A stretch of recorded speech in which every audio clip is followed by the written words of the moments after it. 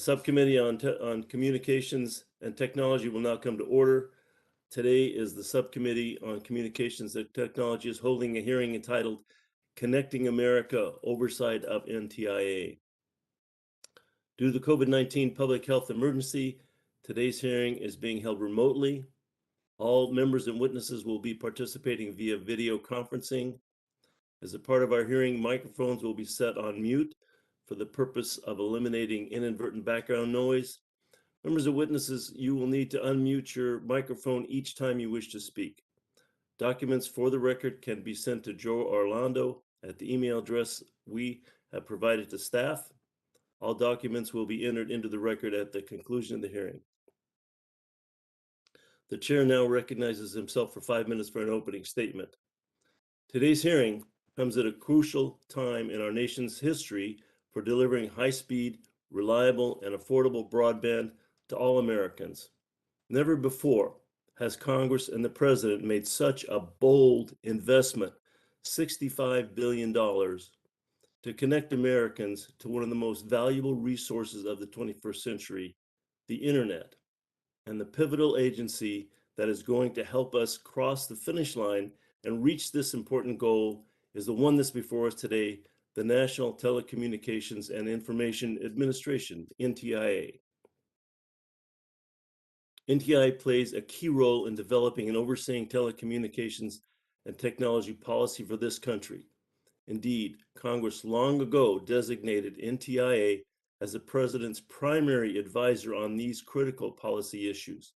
It's not surprising that in the Bipartisan Infrastructure Law, we in Congress designated the NTIA to administer this historic $65 billion investment to connect Americans across the country to reliable, high-speed, and affordable broadband.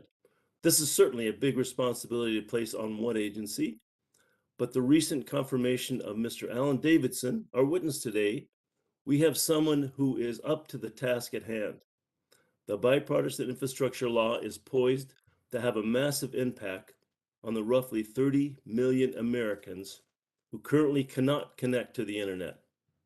As we have all learned during the COVID-19 pandemic, broadband is the foundation that allows so many American workers to support their families, our children to expand their horizons and complete their homework, and all of us to strengthen our bonds with family and friends, even when we're thousands of miles apart. I'm particularly pleased that the Bipartisan Infrastructure Law included my Digital Equity Act. There is no doubt that the over $45 billion in the law to fund and build out of new networks will help communities in my district and across the country. But universal connectivity does not stop at network access. Families need to be able to afford this service. The individual must have devices and technical skills to use those services for their needs. The Digital Equity Act provides funding to all 50 states plus the District of Columbia and Puerto Rico to develop state digital equity plans that identify barriers faced by their residents in accessing broadband. Once those state plans are completed, it will fund projects to address the barriers identified in the plans to make sure that the goals of universal connectivity is meaningful to everyone. The Bipartisan Infrastructure Law does not stop there. Even for those who have physical access to those networks and the skills to take advantage of them, a challenge remains for many in finding plans that they can deliver high-speed broadband services at affordable prices. In today's economy, broadband is an absolute necessity. No family should have to choose between the internet and other basic household needs. So I'm pleased that the Bipartisan Infrastructure Law makes tangible investments in broadband affordability so that we can ensure that economically vulnerable households are not put in a position to make difficult decisions, such as deciding what essential services to do without. These investments include the Affordable Connectivity Program at the FCC, but also the low-cost option that recipients of the development program administered by the NTIA are required to provide. These are two separate and distinct ways to address broadband affordability and will no doubt separately ensure broadband is affordable to people across the country. Lastly, but certainly not least, we have all seen in recent months, thanks to a trend that began in the last administration, what happens when NTIA and the FCC do not row in the same direction. Thanks to the hard work at the NTIA and the FCC and others in the last few weeks, we have finally begun to see some progress in resolving the spectrum issues left over by the Trump administration. Even better, we saw yesterday that the NTIA and the FCC have announced a new spectrum coordination initiative to ensure that our government once again speaks with one voice on spectrum management matters. And it doesn't stop there. The NTIA is working on cutting edge issues like artificial intelligence and cybersecurity that will benefit all of us. For all these reasons, I'm pleased to have Mr. Davidson with us today, and I look forward to the conversation. And with that, the chair yields back. The chair now recognizes Mr. Latta, the ranking member of the Subcommittee on Communications and Technologies, for 5 minutes for his opening statement. Well, I thank the chairman and my good friend for conducting today's hearing. Greatly appreciate it. And good afternoon, and welcome to the first oversight hearing held by the Communications and Technology Subcommittee this Congress. I'd also like to start off again, Mr. Secretary, Assistant Secretary Davidson, again, congratulating you on your confirmation to lead the National Telecommunications Information Administration. It's a very, very important post. The COVID-19 pandemic magnified the importance of internet access as so much of our daily lives moved online. From telehealth to education, nearly every aspect of American life was forced online overnight. And unlike our international counterparts, our providers were well positioned to step up and make sure their networks were successful in handling the spike in traffic. Fortunately, the Trump administration's FCC made great progress in connecting Americans across the country. Americans without access to broadband service fell by 14 percentage points in 2018, and Americans living in rural areas with access to broadband at 250 megabits per second increased by 85% since 2017. Yet, despite this success, more work must be done to close the digital divide in many of the hardest to reach parts of our country, including in my district. By statute, NTIA is the president's principal advisor on all telecommunications and information policy and is responsible for representing the executive branch on both domestic and international communications policies. And with the passage of the Infrastructure Investment and Jobs Act, NTIA is now at the forefront expanding broadband connectivity across all the United States. NTIA received an unprecedented $43 billion of funding for broadband deployment and over $15 billion to promote digital equality, equity, and broadband affordability. This staggering investment must first prioritize hard-to-reach, unserved areas. However, I am concerned that we are seeing this administration move the goalpost by redefining what it means by considered served. By moving the goalposts and not having proper safeguards in place, we risk leaving Americans with no service further behind. In addition to this funding, Republicans have outlined comprehensive broadband permitting reform legislation that would make it easier to deploy broadband on federal lands in hard-to-reach areas. As the Assistant Secretary, you have the discretion over how these funds are spent, and I encourage you to keep these concerns in mind as you draft the rules. NTIA is also a manager of all federal spectrum. Federal agencies rely on spectrum for mission-critical systems, but they must also be held accountable for efficiently using their spectrum resources. Additionally, as more Americans rely on wireless devices and the growth of the Internet of Things, making spectrum available for commercial use is necessary for America to lead in future generations of technology. NTIA has a distinct role of balancing both interests and representing the voices of all federal agency on spectrum matters. This is not an easy task. We continue to see federal agencies circumvent NTIA in the spectrum management process or ignore changes in the spectrum landscape. More frequently, we see these technical spectrum disputes spilling out into the public. The most recent example is with the FCC's C-band order. rather than engage with expert engineers at the NTIA and FCC and participate in FCC's public and transparent process, the aviation industry and the FAA engaged in fear-mongering tactics by going to the press and threatening to ground planes. As the commercial spectrum landscape continues to evolve with advances in new technologies, NTIA is at the center of preserving federal missions and ensuring federal users are prepared for new developments in the spectrum landscape. It is our responsibility as members of the Energy and Commerce Committee to oversee NTIA's implementation of these diverse and important tasks and provide necessary direction when challenges arise. Today's hearing is a great start to what I hope is the first of many oversight hearings on these important topics. And again, Mr. Secretary, it's great to have you with us today. Mr. Chairman, I yield back the balance of my time. Well, the gentleman from Ohio yields back, and it's good to see your face and not just hear your voice, Bob. Well, thanks very much. Good seeing you. Chairman now recognizes Mr. Pallone, Chairman of the full committee, for 5 minutes for his opening statement. Thank you, Chairman McNerney. Good to see you.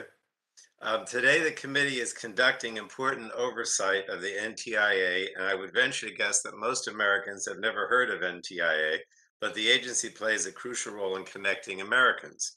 I'm pleased President Biden has prioritized the agency's role by appointing Alan Davidson as administrator. It was unfortunate that during the majority of the Trump administration, NTIA did not have a politically appointed leader, and Administrator Davidson's leadership is going to be critical as NTIA is poised to deliver on one of the most important economic and equity issues of the day, and that's universal access to robust and affordable broadband service. Now, broadband internet is not a luxury, it's a necessity.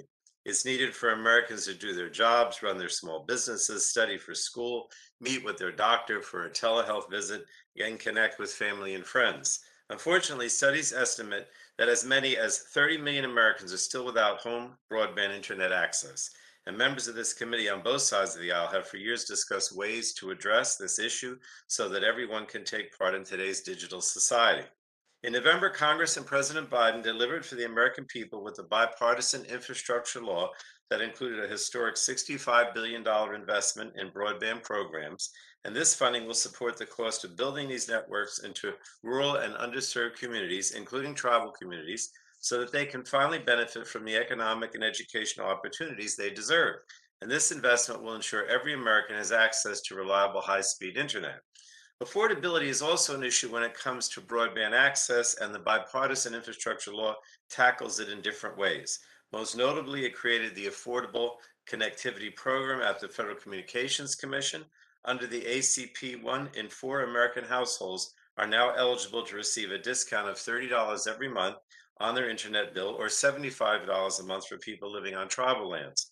The law also requires providers that receive money from the Broadband Equity Access and Deployment Program at NTIA to offer a low-cost service plan for low-income Americans.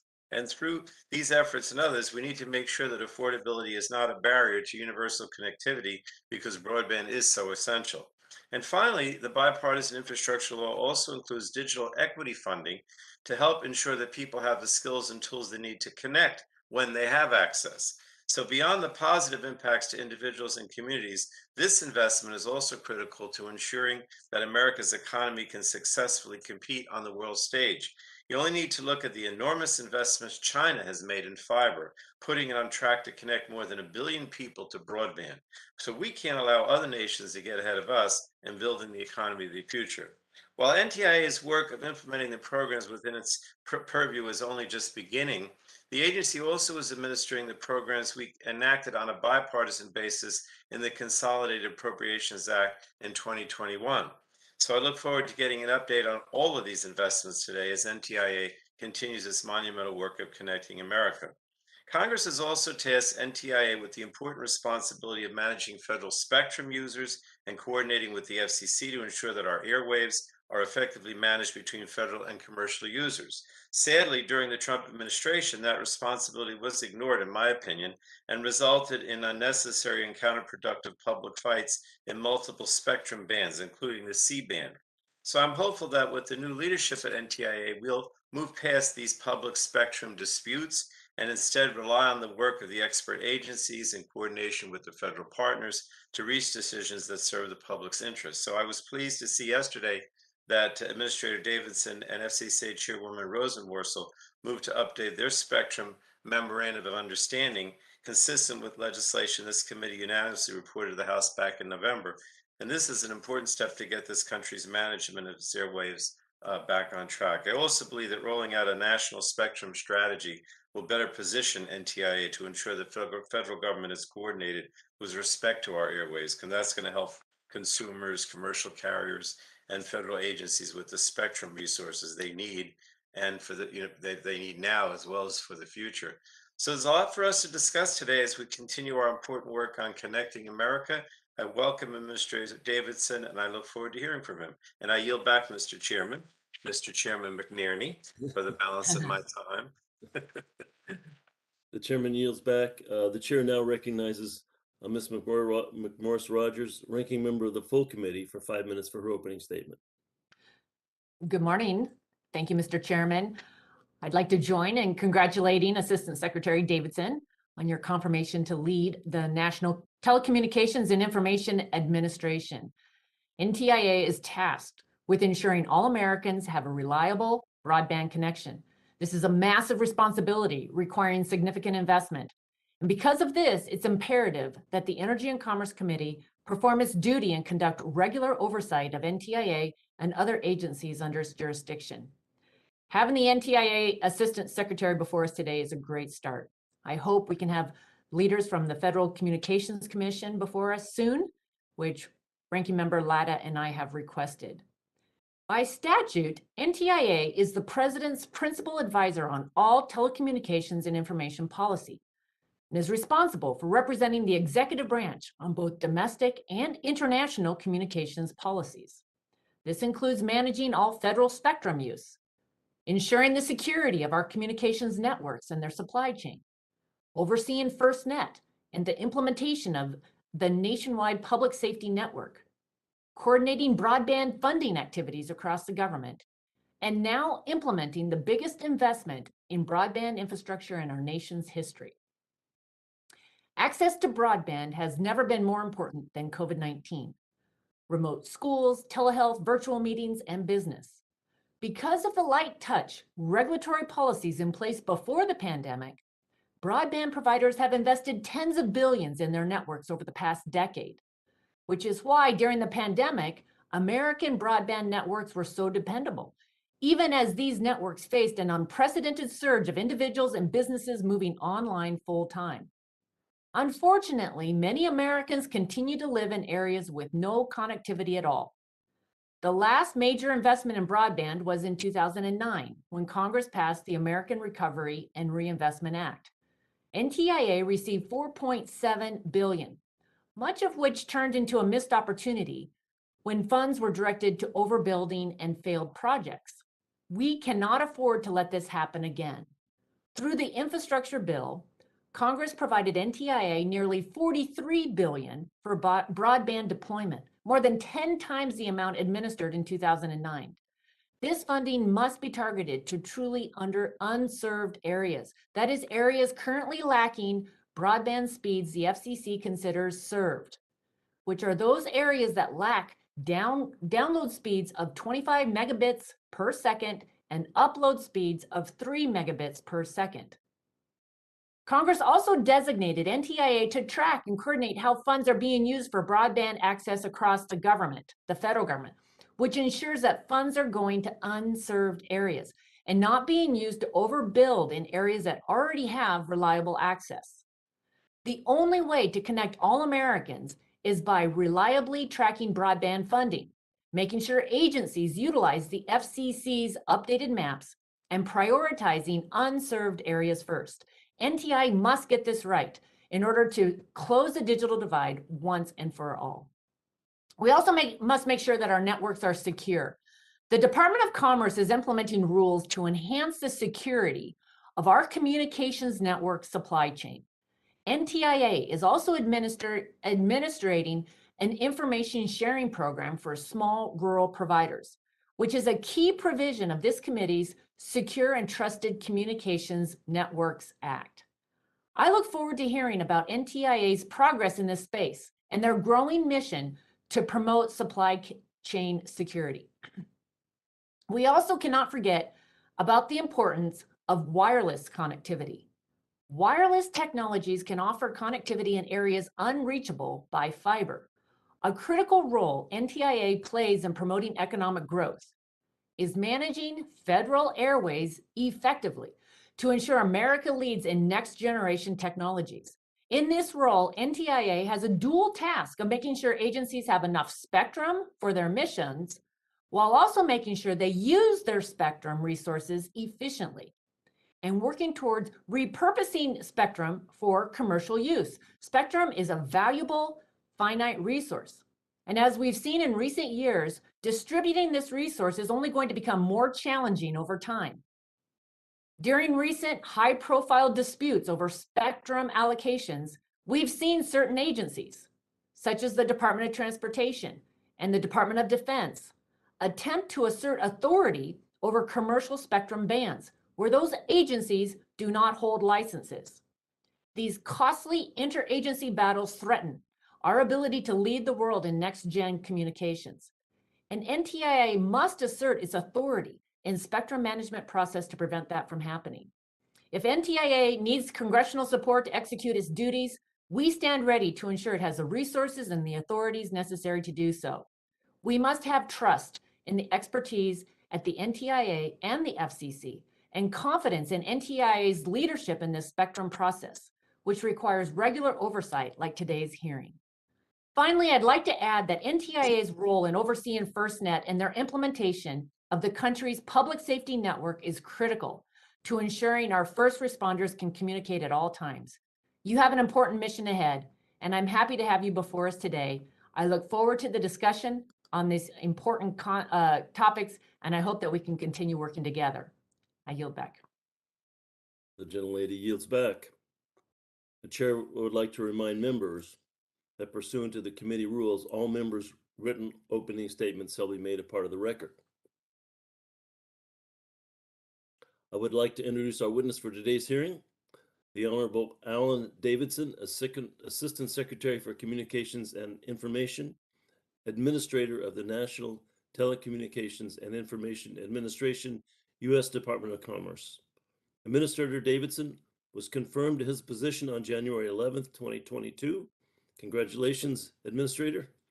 And has previously served as the first Director of Digital Economy at the U.S. Chamber of Commerce, at the U.S. Department of Commerce. That was a little misstep there. We wish to thank Assistant Secretary Davidson for joining us today. We look forward to your testimony. At this time, the chair will recognize Administrator Davidson for 5 minutes to provide his opening statements. Administrator Davidson, you are recognized for 5 minutes. Thank you for that introduction. Thank you, Representative McNerney, chairing this hearing, Ranking Member Latta, Chairman Pallone, Ranking Member Rogers, and members of the subcommittee for the opportunity to speak with you today. By law, NTIA serves as the President's advisor on telecommunications and information policy. Today, NTIA's programs focus largely on expanding broadband internet access and adoption in America, expanding the use of spectrum by all users, improving public safety communications, and ensuring that the internet remains an engine for continued innovation and economic growth. We have been given a historic opportunity, thanks to bipartisan support from Congress, to close the digital divide, create good-paying jobs, promote equity, and enhance American competitiveness. I am excited to join you today just a little over 1 month into my new role. I've spent my career devoted to the idea that technology must serve human progress. For the last 25 years, as a computer scientist, a lawyer, a public interest leader, and an executive, I have sought to build and shape technologies that connect people and make their lives better. I am honored and humbled to lead NTIA at this pivotal moment.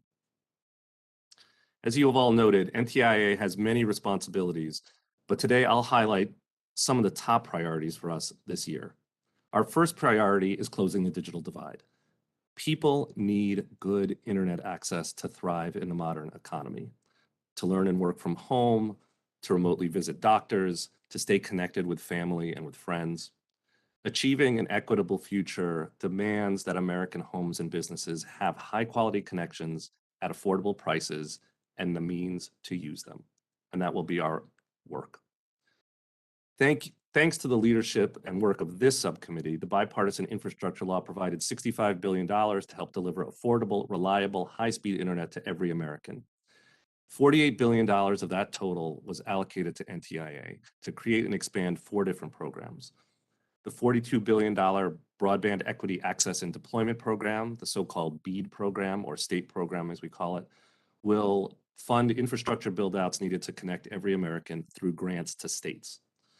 Nearly $3 billion was allocated for a program to address digital inclusion and equity, $1 billion for a program to expand middle mile infrastructure, and our active tribal broadband connectivity program received an additional $2 billion to help further our efforts with tribal communities.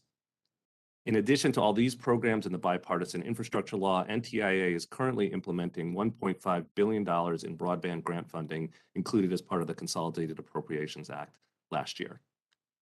Our second big priority is ensuring access to spectrum. NTIA serves a critical role in ensuring the most effective and efficient use of this scarce federal resource. That includes meeting essential federal missions while also coordinating with the FCC to support advanced wireless technologies. As I stated during my confirmation hearing, I am committed to working towards a coordinated national approach to spectrum use and planning to meet the current and future demands. As a tangible step in this direction, I was delighted just yesterday to announce with the FCC NTIA's new joint spectrum coordination initiative, and I look forward to answering any questions, talking more about that in our questions and answers. The final thing is that NTIA is working to bolster cybersecurity and public safety communications, protect privacy, advance America's vision of free and open communications around the world. We're playing a leading role in the U.S. government's efforts to increase market competitiveness and enhance supplier diversity for secure 5G infrastructure. We're working to accelerate the adoption of Open RAN technologies in the U.S. and around the world. NTIA is leading efforts to enhance public safety communications, as was mentioned, and next generation 911, supporting the FirstNet Authority for our nation's first responders. And we are working to ensure that our global communication systems remain a positive force, offering people open access to information and economic opportunity around the world. That includes support for the election of Doreen Bogdan Martin as Secretary General of the ITU, a key U.S. priority. All of these are ambitious goals. Given technology's growing role in our lives, these priorities are about far more than communications policy. They are about creating new jobs for Americans. They are about public safety and national security. They're about competing globally and improving equity here at home. This is an exciting and historic time to be at NTIA. I look forward to working with this subcommittee to execute our mission and to deliver on these promises for all Americans. Thank you for your time, and I look forward to your questions. Thank you. We have now concluded openings, and we move to member questions. Each member will have 5 minutes to ask questions of our witness. I will start by recognizing myself for 5 minutes. Administrator Davidson, as you know, these past couple of years have highlighted why it's so important to make sure everyone who wants reliable broadband access at home is able to get it. Reliable broadband access is needed so students can do their homework, people can look for jobs, family and friends can stay connected, and people can otherwise participate in our society. Making broadband available is not just an infrastructure challenge. For many, it's an economic challenge. That's why, again, I championed the Digital Equity Act, which requires the NTIA to establish grant programs for promoting digital equity, supporting digital inclusion activities, and building capacity for state-led efforts to increase adoption of broadband by their residents. As the NTIA implements the Digital Equity Act, how will it engage with all impacted stakeholders, including local groups that are in tune with local needs to ensure successful implementation of the Act's objectives? Well, thank you for that question, and thank you for your leadership on these issues. I enjoyed talking about these when we had a chance to meet earlier. And I will say, our view is that you're exactly right, that this is about more than just making sure there's a wire going past somebody's home. Affordability and adoption require a lot more than just access. It doesn't do us any good if somebody has access, but they can't afford to get online. It doesn't help if they can afford to get online, but they don't have a device to use the online connection, or they don't have, don't have the means to actually make use of it. So we are thinking very holistically about how to address these adoption issues, and the digital equity grant program that we're going to be implementing is a key part of that. We've already begun outreach to affected communities. We've created a digital equity leaders network. Actually, I had a chance to speak with it just a few weeks ago. The terrific group of people around the country who are thinking about these issues, and we're engaged with states and communities, and particularly the communities impacted, to talk about how people can most effectively use this and use it in conjunction with our other programs. And that's the key for us, making sure that all these programs are working together in lockstep, so that we're addressing these digital equity issues, even as we address the broader set of issues too. Well, thank you. One of the things you've stressed since being brought in at the NTIA is how important it is that you and the agency's actions are transparent to the public to build trust in your decisions. Can you talk about why transparency is important to you and how this will inform your decision making about the programs you're charged with implementing? Sure. Well, as a starting point, we know that we need to be careful stewards of the resources and responsibilities that we've been given. We won't meet our mission if we don't use funds wisely, and we also need to make sure we're bringing along the public and make sure that there's faith in how we use these resources. There's a saying, sunlight is the best disinfectant, and I strongly believe that. Transparency is a huge element of our accountability. It's part of why I'm here today. It's part of what we will be trying to implement, what we will be implementing at NTIA and working with the states. So you can expect more transparency about what we're doing, and we are going to insist that states are transparent too about how they're spending the money that we grant them. Okay, excellent. Administrator Davidson, I'm currently the co-chair of the Artificial Intelligence Caucus, and I'm particularly interested in AI-related issues. What do you see as NTIA's role in efforts to advance AI and machine learning in the United States and abroad? Well, it's a tremendously important issue in the sense that we know that there are a lot of questions about the use of AI, huge benefits, huge opportunities, huge challenges too.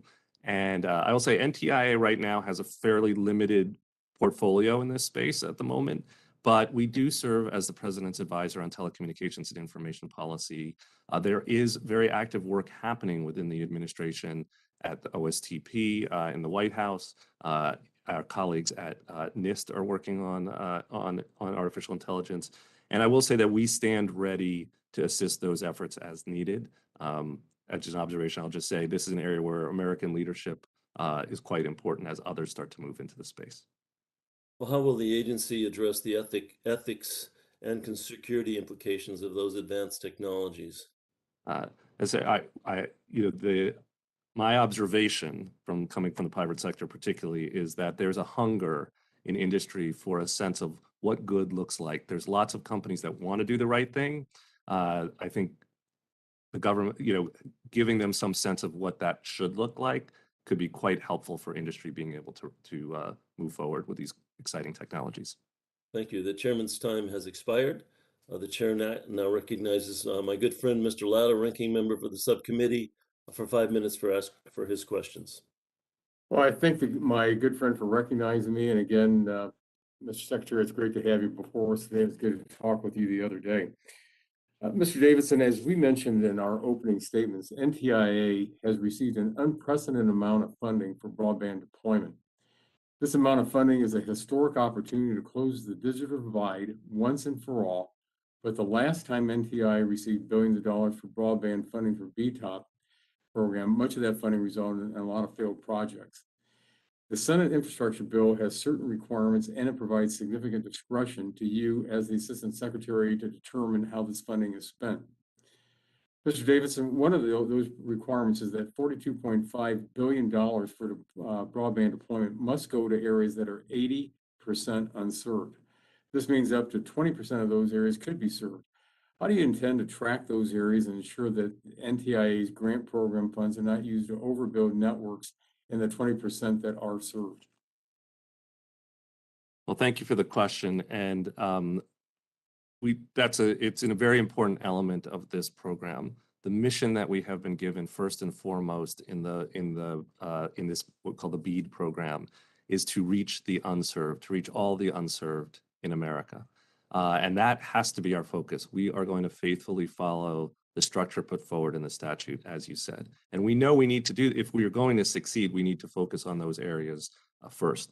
The key for us in doing that is going to be using good maps, better maps than we've had before. I think a huge challenge in this area has been that the maps that we've used to understand where to deploy resources have been highly flawed. I think people understand that now. Congress, in its wisdom, made this very clear in the statute as well, that the maps are going to be built by the FCC. That work is ongoing right now, and we will use those maps, and states will use those maps to ensure that the funding that we're putting out will go to the unserved areas first, and then the underserved areas, and so on through as the statute describes. So that's going to be a key piece of this, and coordinating with other federal agencies to make sure we're doing that properly is the other piece for us. Well, I've done a lot of work with maps, and you're absolutely correct. You've got to use the maps to make sure where you got to spend the money, but at the same time, those maps have to be accurate. So it's also important in your role to ensure that the other departments and agencies are out there using your maps and the maps that the FCC create.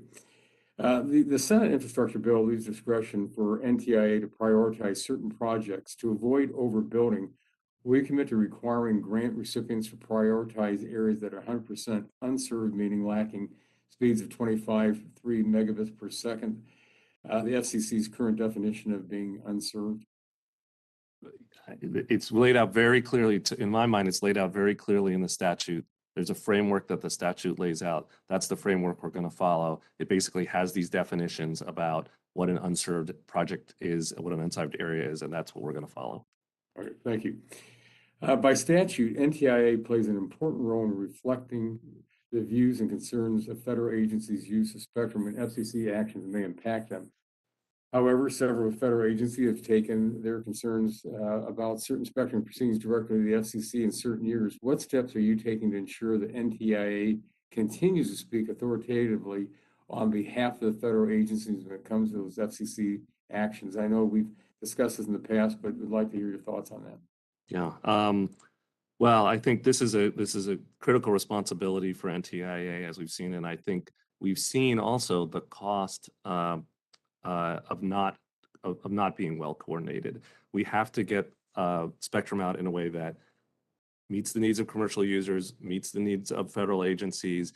The American public demands it because we want to meet their needs, and they love using these wireless services and technologies. The best thing that we can be doing is what we've started to do this week, is to strengthen our coordination within the federal government.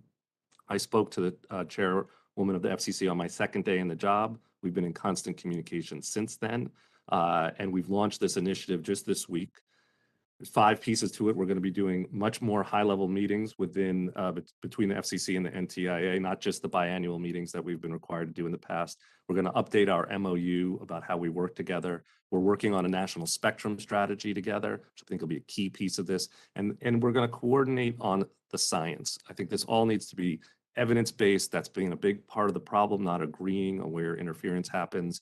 So we're going to be working on standards for that and doing technical exchange between our advisory committees. So it is a first step. I think it's an important step, and I hopefully will show people that we are committed to working in lockstep to make sure that these issues don't come up again.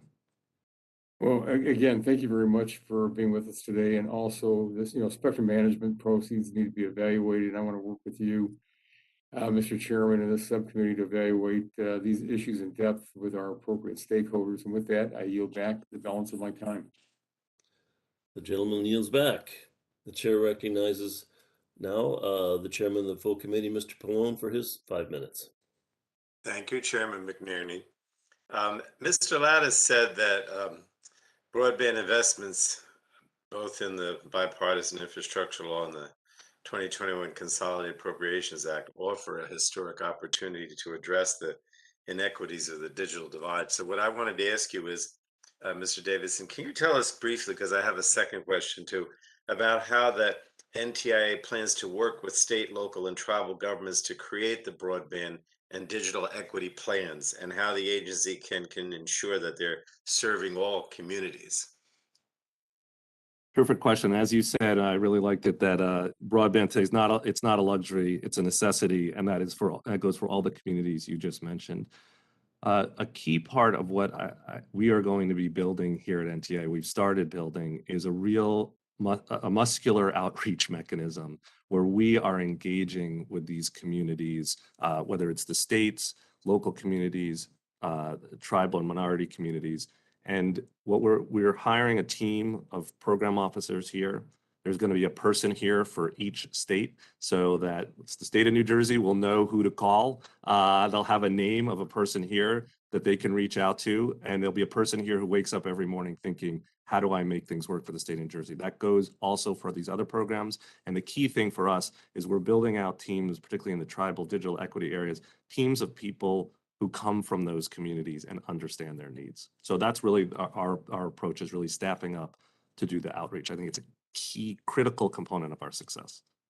I would agree with that, because I often meet with my mayors and local officials, and that's the first thing they say to me is that they say that bipartisan infrastructure, but whether it's broadband or drinking water or brownfields or whatever it is, that they want to know how they can tap the money, and of course they can always call me, but if you have contacts that we can contact and that we can give them, that really know how to deal with this, that's very important, because every week or every month we get new rollouts from the bipartisan bill on the different topics. Some of them we haven't had yet, like the sewer, and sometimes the guidelines are clear and other times it isn't, so it's good to have the staff.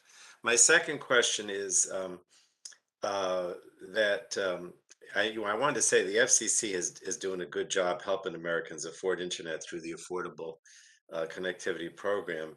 But as you know, the Bipartisan Infrastructure Law clearly requires that recipients of Broadband Equity Access and Deployment Program funds offer a low-cost broadband service option. And states have a role in defining what that means, but as Assistant Secretary, you have the ability to approve those or not. So can you share us some thoughts about the criteria the NTIA will use to evaluate proposals for the low-cost service option? Well, I'll say this is a very important topic and really active area of discussion within as we build out the program. As you say, affordability is critical here. And we were just talking about the fact that having access doesn't necessarily mean that you can afford to get online. It's not that useful. So for families.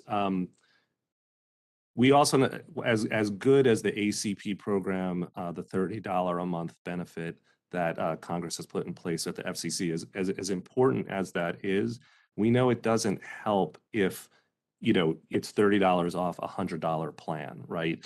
If the plan it still costs a lot of money, it doesn't help. It's not going to be enough for a lot of families. So we're quite focused in thinking about the BEAD program, the state grant program, in the requirement that every recipient of federal funding offer a low-cost option. It's built into the program. What that exactly looks like, I'll just say we don't quite know yet. We've asked and received comments on this. We received over 550 comments in our recent request. A lot of them have to do with the question of how to build this.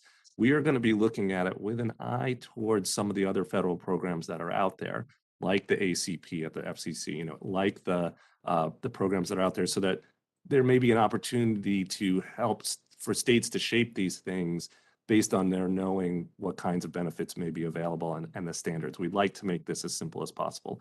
I will say, I think we expect states to do it, different states will do it different ways. But I think that's important, that we have criteria that are meaningful and that are objective. And then, as you said earlier, and then we have, a way of contacting someone in the agency to follow through. So I can't stress those two things enough.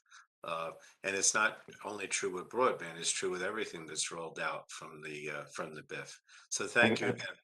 Thank you. And the offer will be for every state in the country, not just Central Jersey. where I'm from. you We're Frank Pallone fans, Chairman. So What town, Alan? Tell us. I don't even know. I apologize.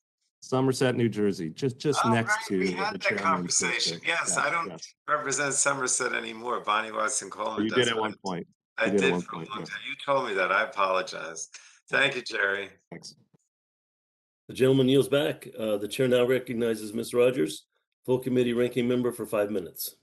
Thank you, Mr. Chairman. And again, Mr. Davidson, really appreciate you being with us. I wanted to start out by just asking about the recent dispute. It was pretty public between the wireless carriers and the aviation community, and it was alarming, I think, to a lot of us.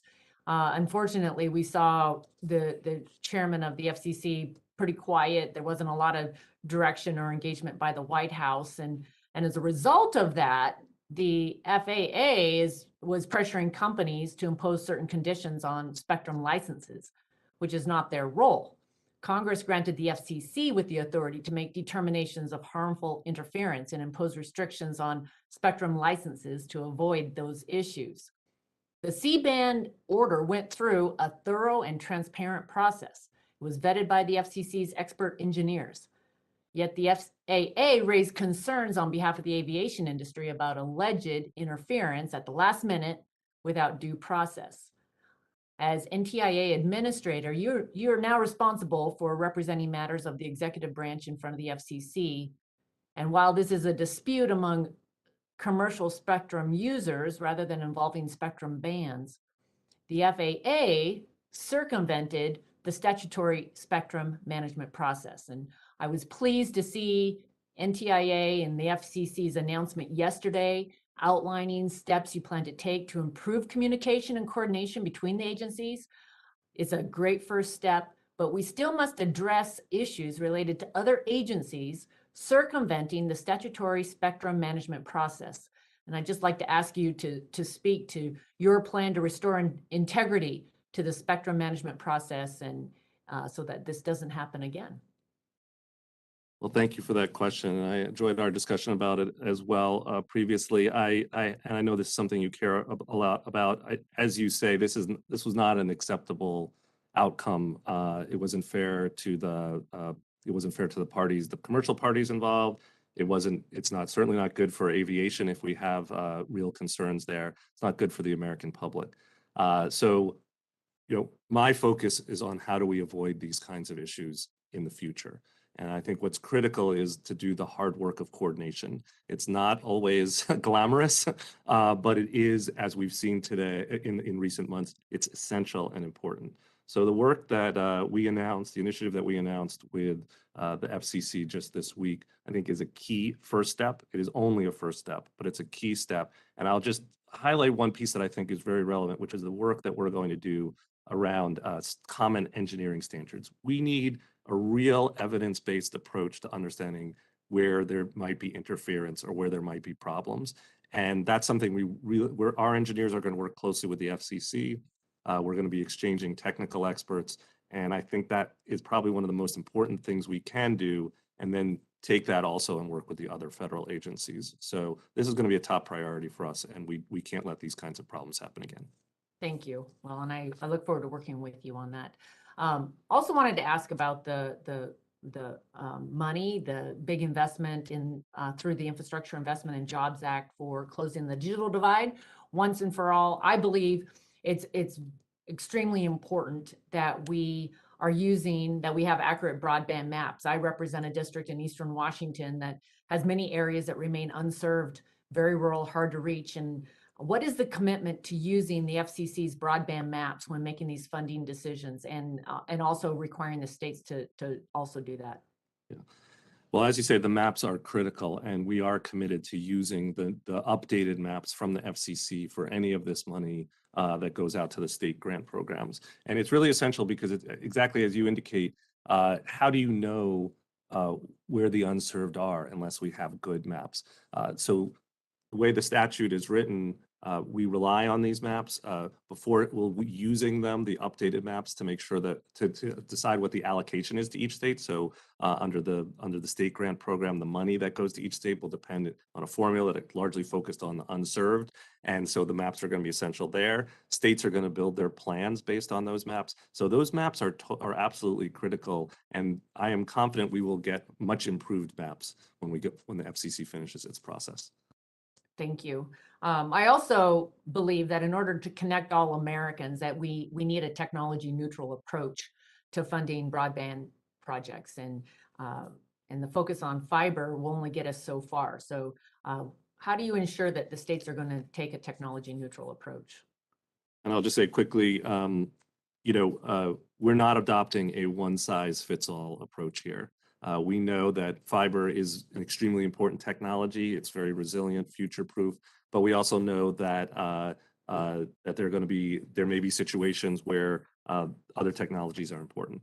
So states are going to craft their program. It's not one size fits all, and that's how we're going to approach it. Super. Thank you again. I yield back. The gentlelady yields back. Now the chair recognizes the gentleman from Texas, Mr. Veazey, for 5 minutes. Mr. Chairman, thank you very much. Administrator Davis, appreciate you appearing before the committee today. And I wanted to talk with you about this historic funding to make real progress towards universal funding for broadband connectivity. I know today's hearing is a culmination of critical and bipartisan broadband investments that we've been working on for a long time on this committee. And I'm very pleased that the Bipartisan Infrastructure Law makes equitable investments across the country by expanding access to broadband access and addressing affordability concerns, which in a district like mine is very important. Among other things, the infrastructure bill puts my emergency broadband benefit program on more permanent footing, and it's renamed the Affordable Connectivity Program, and it's funded at about $14 billion. These investments make it possible for all Americans, regardless of income or zip code, to afford to participate in today's internet-driven economy. And in the district like the one that I represent, in the Dallas-Fort Worth area, it's very important that we make sure that people aren't left behind and that they can afford their internet service. As you mentioned in your written testimony, Administrator Davidson, we have been given a historic opportunity, and I couldn't agree with you more. We are truly in a unique position to deliver on our commitment to achieve universal broadband connectivity. And I wanted to ask you, the COVID-19 pandemic has laid bare the challenges around broadband connectivity, particularly in lower income communities. What safeguards will NTIA implement to ensure projects funded through these programs are technology neutral to allow communities the flexibility to meet their unique needs, while at the same time emphasizing future-proof solutions so that this significant federal investment is good for years to come?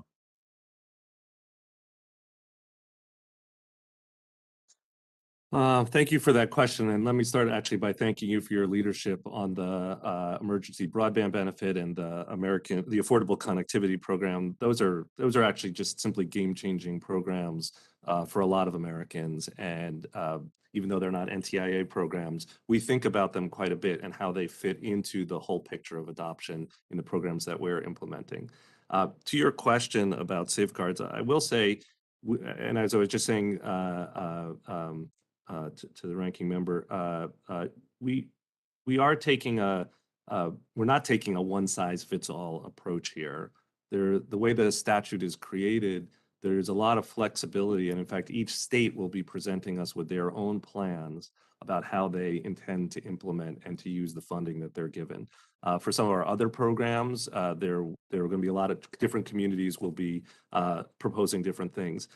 We know that fiber is has unique properties. It's got unique levels of extensibility, upgradability, resilience. It's future-proof in ways that few other technologies are. So we expect that a lot of people will be putting that forward. We know it may not work everywhere. And as I say, we're not imposing, we will not be imposing a one size fits all solution, but we will be putting forth requirements and they're put forward in the statute actually about the speeds and latency that is to be expected. And we'll be making sure that programs that are proposed and grants that are proposed meet those requirements. And speaking of communities, another important program adopted in the infrastructure bill is the Digital Equity Act, which can help fill gaps and address different connectivity barriers people face that have broadband access. Can you talk about how communities will benefit from the Digital Equity Grant Program? I'm glad you asked about it. It is a terrific program. In some ways, it's kind of in the beating heart of the work that we do here, as I like to say it. We're establishing three different grant programs. We've been given $3 billion to do it, and it's really designed to promote meaningful adoption and use of broadband, and targeting a range of populations, low-income households, aging populations, incarcerated individuals. And so we will be really working with communities and individuals particularly to make sure that they're able to be part of these grant programs. We have a terrific start on this with our Digital Equity Leadership Network. I spoke to them a couple weeks ago, terrific group of people. Outreach is essential, and honestly, this is an area we would love to work with you on, which is making sure that we're reaching the right communities and they know where to find us to be part of these programs. Thank you very much, Mr. Chairman. The gentleman yields back. The chair now recognizes the gentleman from Kentucky for his 5 minutes. Thank you, Mr. Chair. I appreciate that very much, and good to talk with you.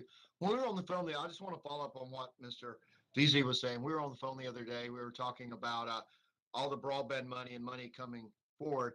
And I've been meeting the last couple of days. I think all of us been home meeting with our county executives, mayors, and there's the funds that we talk about, the infrastructure bill that Mr. VZ was talking about, and others.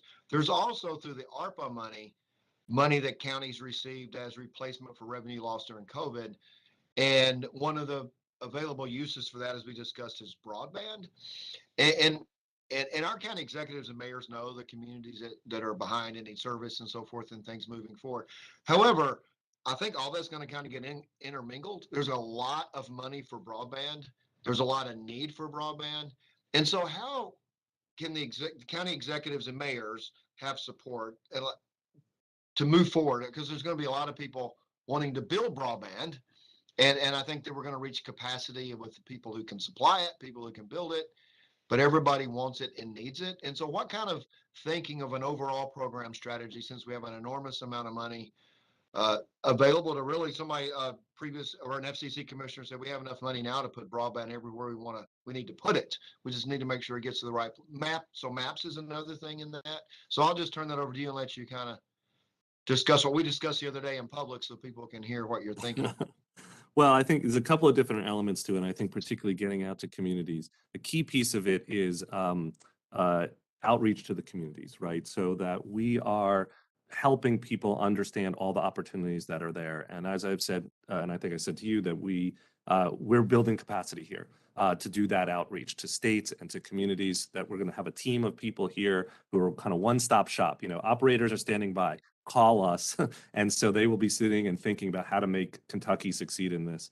And that's going to be critical. And that includes not just at the state level, but the communities that are impacted. I will say also my first speech as my first public appearance was at the U.S. Conference of Mayors just last month, a couple of weeks ago. And I do think that community is incredibly important for us to reach.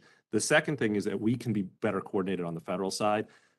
I think we discussed, people outside Washington have no idea whether the money's coming from NTIA or FCC or USDA. It just doesn't make a difference. So what we can do here at the federal level is make sure we're well coordinated. It's easy for states and communities to apply for these grant programs. We're hopeful that at NTIA, since we've been given the resources, we're going to build some of that capacity for communities to Okay, I want to get another question, but just be mindful that there's going to be a lot of money spent that's not going through the grant programs, not going through the state money. It's going to counties and cities, and that's where they're going to spend money on. It just needs to be coordinated so we do it correctly and get to the right place.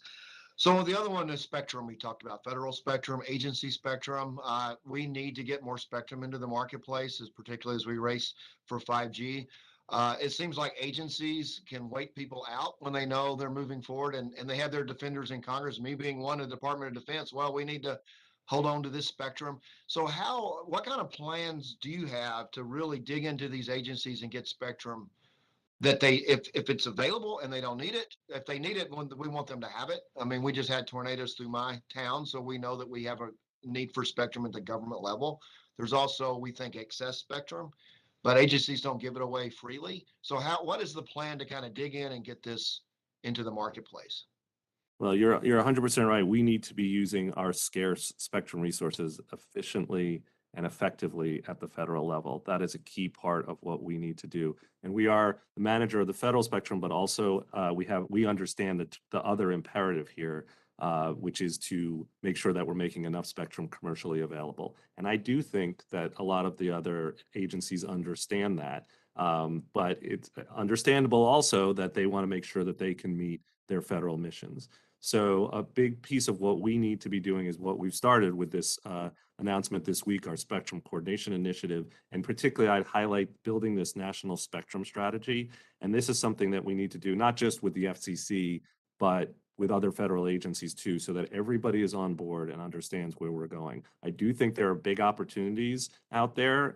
Congress has indicated some of them. For example, this lower 3 gigahertz, there's a big band of spectrum. It's Department of Defense spectrum right now, but I'm cautiously optimistic about our ability to find ways to make those kinds of transitions work.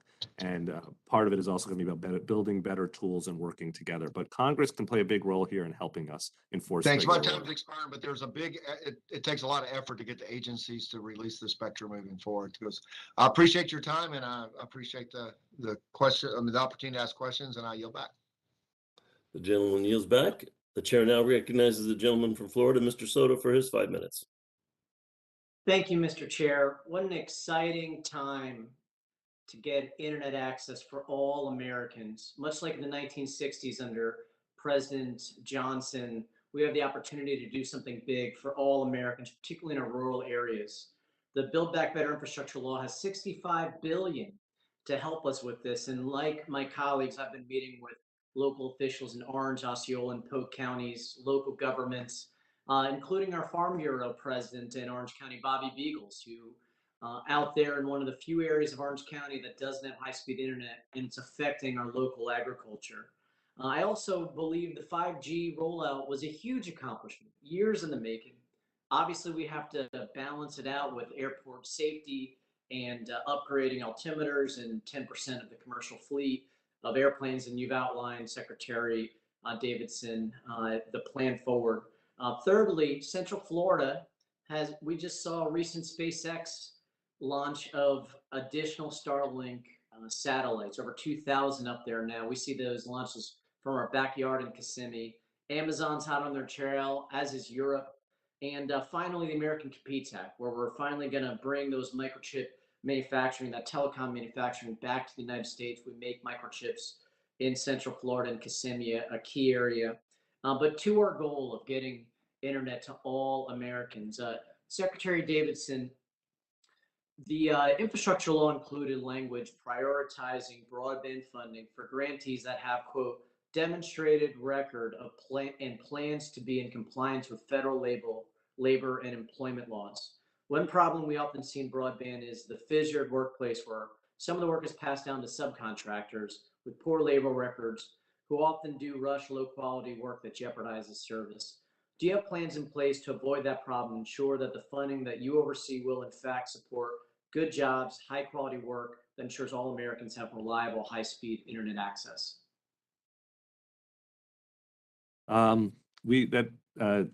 Great question. We, I think have been talking about this infrastructure law both as a opportunity to deploy broadband, but it is also an opportunity to create good jobs.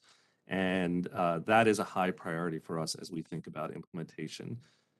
When we manufacture equipment or dig trenches or lay fiber or other infrastructure, we will be creating good jobs good paying jobs in every state. We know many of those jobs will be, jobs that that are going to be available to new entrants, new people who haven't done them before. I think one of the big opportunities here, and one we'd love to work with you on, and the members of the subcommittee are thinking about that workplace opportunity, right? How to train up. We don't have enough of a workforce to build out to do the deployments that we are contemplating. So there will be a giant job opportunity ahead of us, making sure that there's those jobs go out to local communities, that there's equity and diversity, and how those jobs get filled. That's a massive opportunity for community colleges, for vocational programs, and I hope we can work with you all on that. Thank you, Secretary Davidson. We also have an issue with access to poles in timely fashion, rights of way and project areas. And this is a barrier in Florida, what requirements will NTIA incorporate into the Broadband Equity Access and Deployment Program to ensure all pole owners provide the timely and non-discriminatory access to poles to project areas necessary for broadband providers to complete these BEAD projects on time? That's a great question. It's something we're looking at. I don't have an answer for you right now. I don't know the answer. It's an area we've been asking stakeholders about. We just did this request for comments. We got over 550 comments. We're reading the comments right now. I know some of them for sure have touched on this issue. Another related issue is about permitting. We've talked to stakeholders. We know that there's a lot of concerns about permitting and how we could speed the permitting process. All of these things are going to be important if we are able to get if we're going to get these program dollars out and build the infrastructure quickly. But pole attachment is a big issue that we know about, and I'm sure we'll be addressing it. Thank you, Mr. Secretary. Because my time's limited, I also want to just remind you of NTIA's commitment to distribute broadband funding consistent with our congressional intent, which is tech neutral manner to underserved and unserved communities. And this is going to be key going forward. And with that, my time is expired. I yield back. The gentleman yields back and has set a good example for yielding within his 5 minutes. Next, the chair recognizes the other gentleman from Florida, Mr. Bill Rickus, for his 5 minutes. Thank you. Hey, how long have I been on this committee? You mispronounced my name. What's that background that you have over there? Some pictures of What is that? Golden Gate Bridge. I'm taking too much time. You look good, Mr. Chairman. NTIA clearly shares authority over spectrum management with the FCC. Based on recent headlines in the telecommunications world, we can see what happens when federal agencies fail to communicate honestly, effectively, and timely on spectrum policy. Simply put, the result is that everybody loses. The last time NTIA and the FCC updated their Memorandum of Understanding on spectrum coordination was in 2003. Last Congress, I introduced for the first time the Spectrum Coordination Act, which would require the agencies to update their Memorandum of Understanding on spectrum policy. Shortly after, I got word that NTIA and FCC were being proactive and starting the process on their own. Fast forward 2 years. In the new Congress, I reintroduced the Spectrum Coordination Act, and I believe that the chairman of the full committee referred to it. And I'm pleased to say that the legislation passed the committee unanimously. We've got to get on the floor as soon as possible. I was going to ask you, Mr. Davidson, why Congress is moving faster than the agencies on getting this done. But yesterday, this is great news, I saw a Washington Post article that updates are forthcoming. So, Mr. Davidson, can you give us a status report on the negotiations for updating the Memorandum of Understanding between your agency and FCC for spectrum coordination? And what areas of the MOU do you think are specifically crucial to update to make the progress more effective, please? Thank you.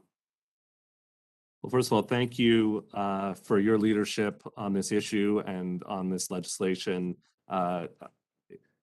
we, as you rightly noted, have been taking this on as a top priority for me in my new role, even in this last just 1 month in. I spoke to the chairwoman of the FCC on my second day on the job. This was one of the things we talked about. We put it on the list as a high priority.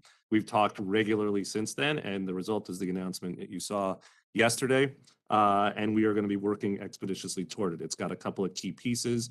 You know, we're going to be doing regular meetings, probably monthly to start with, definitely much more frequently than the biannual meetings. And the updated MOU is a key deliverable here. We're also working on a national spectrum strategy, technical exchange, but the MOU is a key piece of it. And that's going to be our... regarding the MOU, do you think we can get it done before the end of the year? The update? You know, I would be very surprised if we couldn't. This is going to be the new guy talking here, and I hope. But I think it's definitely something we're working on right now, and I'm optimistic that we can do it certainly before the end of the year. That is our belief. I really appreciate that very much. Moving on, I do have a couple minutes here, so. Mr. Davidson, whenever it's time to talk about federal telecommunications programs, I always have to point out that Florida, my great state of Florida, you know, this is a bipartisan issue, obviously. We're the payors into the vast majority of these programs. Simply put, we are not getting back in services. I know you're new to this, so I'm not criticizing you, and I appreciate you getting on these issues. So now this would not be a big problem for us, but except that historically a lot of funding has been wasted on poor coordination and outdated information, which led to the overbuilding and underperforming expected outcomes. Now through the Infrastructure Investment and Jobs Act and the Consolidated Appropriations Act, your agency is in charge of tens of billions of dollars in new taxpayer funding to continue broadband development and to create and operate new programs. What is your agency going to do differently to ensure that we do not continue, again, the mistakes of the past and instead use this funding appropriately? And is NTIA going to ensure broadband maps? I think you answered this question, but again, are they going to NTIA? Are you going to issue broadband maps and make sure that they're updated before allocating large sums of money to geographic areas?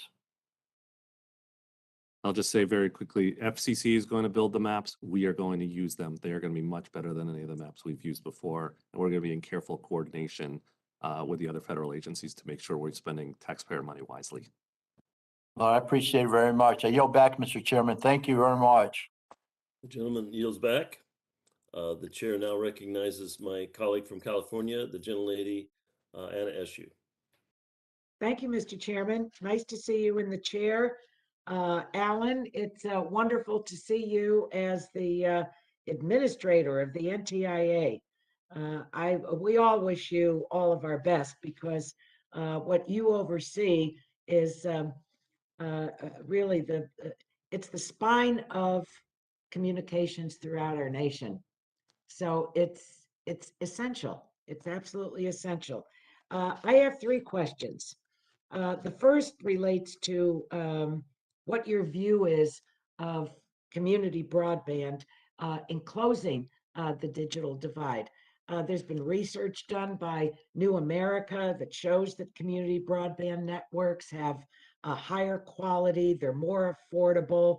But despite this, the emergency brake has been pulled up in 22 states because they have, as you know, protectionist laws that prohibit community broadband. So my first question is, and we have over 900 in the country. To the ranking member of the full committee, the Pacific Northwest really leads in this effort. There are 900 of them across the country. My other question is, to what degree is NTIA considering wholesale and open access network requirements to encourage competition and making funding go further? And lastly, building on some of the things that members have said, frankly, much of the problem relative to spectrum has really not been with the FCC, but in fact with other agencies who are not working through NTIA. So maybe you can tell us how you're going to fix that. So those are my the 3 points that I want to raise with you. And really, Alan, to the extent that you succeed in your leadership, America is going to succeed. We're on the threshold of something big. And this opportunity cannot be blown. And I'm sure you carry that with you every day. So what do you have to say about my 3 points or questions? No pressure, no pressure. Well, no, it is an amazing moment, and we are on the threshold of something big. And I want to first of all just start by saying thank you for your leadership over these many years in the technology space, in the internet access space. It's been appreciated. I've had a chance to see it close up, and also thank you for your leadership on so many issues related to broadband deployment, DIG once, and so many other things. So thank you for that. Thank you. Thank you, Alan. On the community broadband, I'll just say the data shows that these are very valuable, can be very valuable approaches. And the statute is quite clear. The law that we're implementing says that municipal broadband, co-ops, nonprofits, other types of non-traditional providers can participate. And so we are expecting that will happen. We're going to construct it so that it's possible. We're going to provide technical assistance to make sure that people who want to do those things will be able to. And we expect a broad array of participation. We expect it will vary. Different states are going to take different approaches for sure. But we know that this will be for some a valuable part of it. So I'm excited to see what happens there.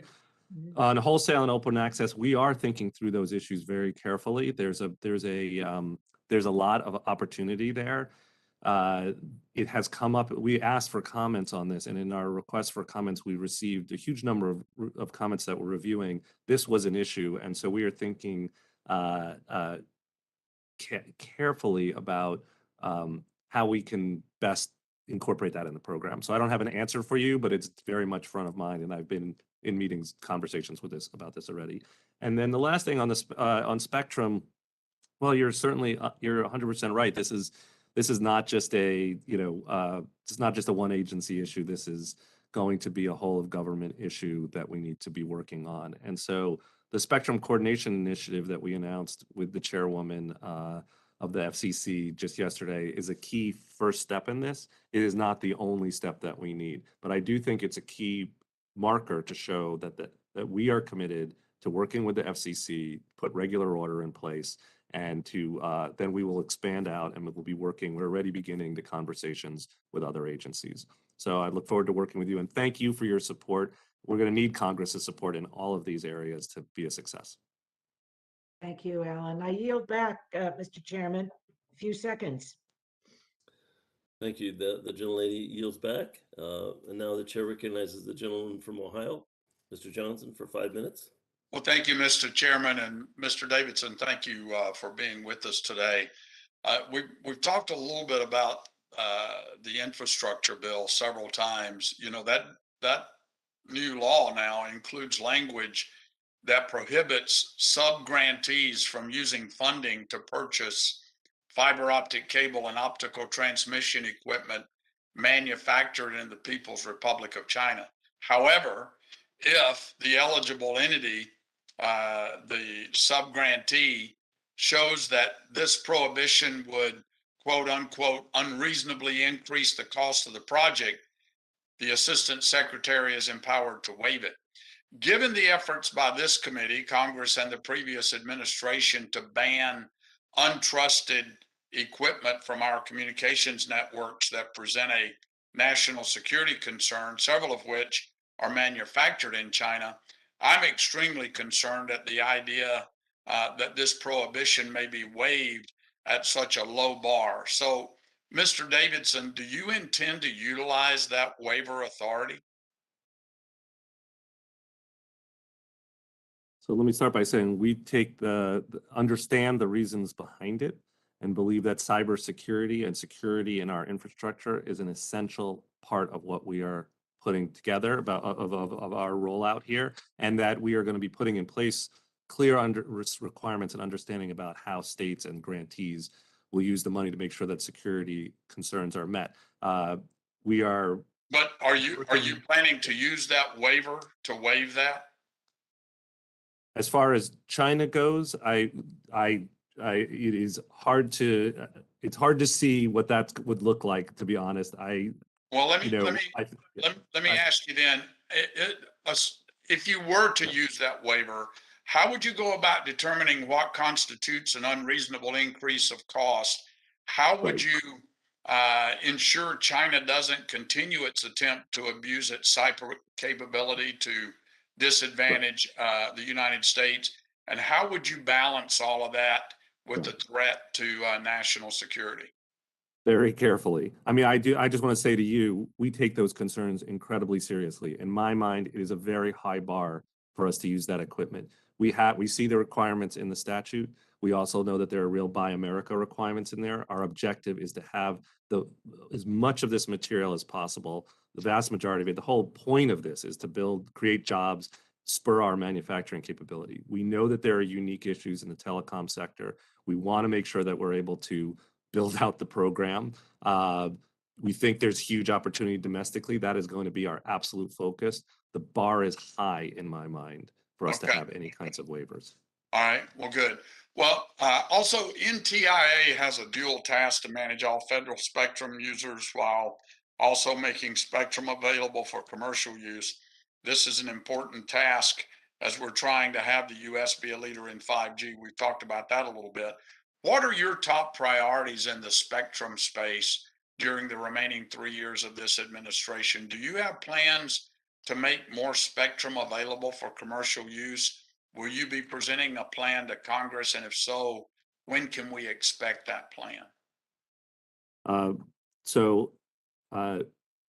We have plans, we have hopes, and I think we understand that there's this twin imperative here, both to make sure that we're managing the federal use efficiently, effectively, but with an eye towards the fact that there's commercial use that we know is needed. And my hope is that we will make progress on that. There's three big things we're going to be focused on: stronger coordination on the federal level so that we can, have regular order here and be buttoned up so we don't face some of the problems we've had in the past. The second is real science-based, data-based understanding. This gets to your point about how do we free up more spectrum. It's by having a clear, common understanding of where interference happens and how we can free up some of these bands. And the last point is leaning into new technology. I have to say, the low-hanging fruit, unfortunately, is gone. The notion that it's really easy to just find an unused band of spectrum and just repurpose it. That's much harder to do today. We've done that work. We're going to have to be really smart, really clever, use new technologies, including sharing technologies to help people free up more spectrum. I'm optimistic we can do it, particularly in the lower 3 gigahertz, which I mentioned before. Okay, well, I had another question regarding pole attachments, but my time has run out. So, Mr. Chairman, I'll yield back. The gentleman yields, and thank you for being conservative with your time. And the chair now recognizes the gentleman from Vermont, Mr. Welch, for 5 minutes. Thank you very much. Mr. Chairman, thank you so much for calling this hearing. We are going to miss you next year. Mr. Davidson, thank you also for the work you're doing. And you and I have had a chance to talk a bit about Vermont, where we've created these community union districts. And also the state of Vermont, and this is probably true in some other states as well, has done a lot of their own mapping. And there was real frustration for many of us with the mapping that had been done years ago. And the question I have is, where there's a conflict in the mapping from the state versus FCC, can you describe what the challenge process will be when the state data conflicts with FCC data? And will the FCC consider using a state map? Especially in those circumstances when, for no one's fault, the FCC map is delayed. Well, it's a terrific question, and we know that some states actually have very good data. Vermont may be one of them, actually, and that should be an input into this process. We need to use the FCC maps. That's the way the statute is built for the bulk of it. And our hope is that that becomes the one source of truth. The question is about where the unserved are. The question is how to best make sure that it is that accurate source of information that we all want. There is a challenge process. It's actually, I think, a two-stage process. The first will be when we first have that kind of first draft FCC map this year. There'll be an opportunity for states and communities to go to the FCC and say, oh, that's not actually an unserved area, or that is a served area. There'll also be a possibility when states submit their plans to us, we'll be checking on that and getting input on whether they've hit the right unserved areas. So I think there's 2 bites at the apple, and we're building that process out now. Thank you. There are a few communities in Vermont where we have municipal broadband, and of course, there's always been tension between the private sector and municipalities. But where we've had municipal broadband, it actually has resulted in cheaper and faster service to the citizens. How will you ensure that the municipalities can stay in the game? Well, as you said, and it was Congresswoman Etchu asked us something similar. You know, the truth is that the statute is quite clear on this, which is that municipal broadband networks, as well as co-ops, nonprofits, other types of newer or non-traditional providers, they can participate. We're going to make sure the door is open for them to participate. We're going to offer technical assistance to make sure communities that want to use those models can participate. The statute's pretty clear on that. We know there's value there. It won't be a one-size-fits-all solution. Some states may take very different approaches, but we're going to have room for that. Thank you very much. I really appreciate the work you're doing, and we're all quite excited to make the progress that is right out there for us to make. I yield back. The gentleman is back. Thank you for yielding your time, Peter. The gentleman, the chair now recognizes the gentleman from Oklahoma, Mr. Mullen, for 5 minutes. Man, I feel special. I've been on this a lot less than Gus, and you got my name right, so I know who's liked the best. Anyways, Mr. Davidson, it seems there's not really a good understanding of what middle mile infrastructure exists in the U.S. and how you can ensure that those funds from the IIJA Middle Mile Grant program aren't duplicating the broadband funding. So how do we keep that from happening? Well, I think we're very keen on making sure these programs are additive, not kind of conflicting or duplicative. I know on some level, $42 billion is a lot of money. On another level, given the mission, it's not enough if we're not careful about how we use it. Middle mile programs only is $1 billion. We're going to be very careful. We've gotten a lot of input already about how we will best use it. We're being very thoughtful about it. It's not going to be a last mile program like the BEAD state grant program. Sure. It's going to be about something that we use that's going to, the hope is that it's additive and it helps make things more affordable. It helps fuel deployments in rural areas by providing that backbone that then other providers can piggyback on. Well, that's what we're wanting to happen. What we're afraid is, though, the duplication of it. I mean, my district in Oklahoma is the least connected district in the country. Less than 50% of District 2 of Oklahoma is connected to reliable internet service, and it's very expensive and hard to get the middle mile, much less the last mile, put in place. And so we just want to make sure it's used appropriately. It's now been I say your connection looks pretty good right now, actually. So well, that's because I'm sitting in Tulsa in the middle of my truck, and I'm using Ford Wi-Fi. That's a true story. Okay. So but we do have our electric co-ops are the ones that's providing a lot of service. Plus, our telecoms are providing a lot of broadband for our last mile to get to it. But it's now been over a year since we appropriated the $300 million to the NTIA for the broadband infrastructure program. When do you think they're going to start awarding those grants? I think it will be very soon. There were 2 conflicting things in the statute. One said, here's the shot clock. Another said, make sure you give people a chance to cure their applications. And we just basically had to choose And we chose to delay the program in order to give people the chance to be able to make sure that their applications were good. And we're very glad we did that because we have some great applications. People who just, administrative stuff, they just needed to fix their application. We just needed to go after them, do it. And I think you'll see, in the near future, those grants will be coming out.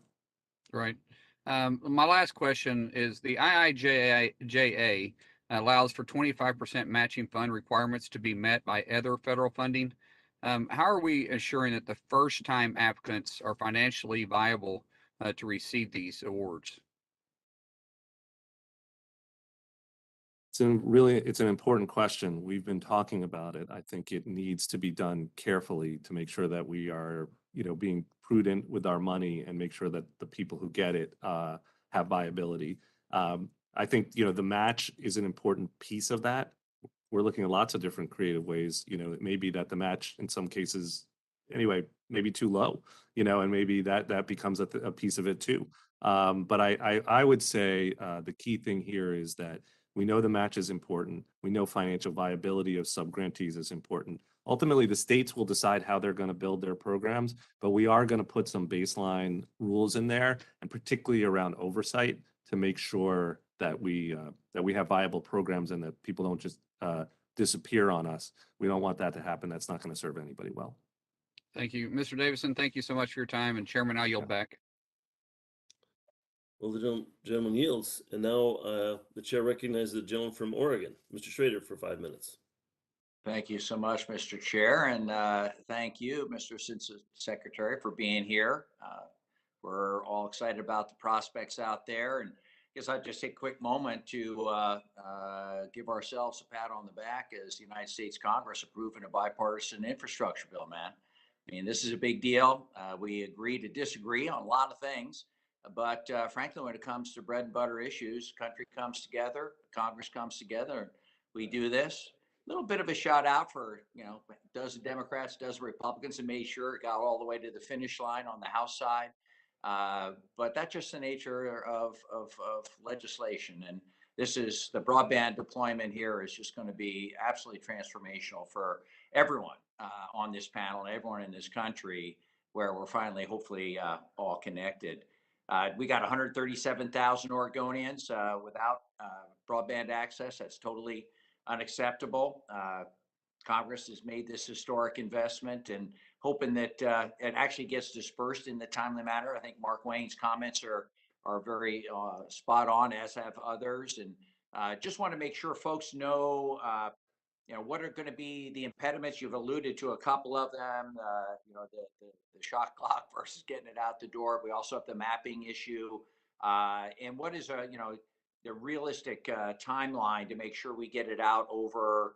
I want to give folks back home a realistic timeline so no one's disappointed. They can get their ducks in a row and know how to go about getting the grants out there.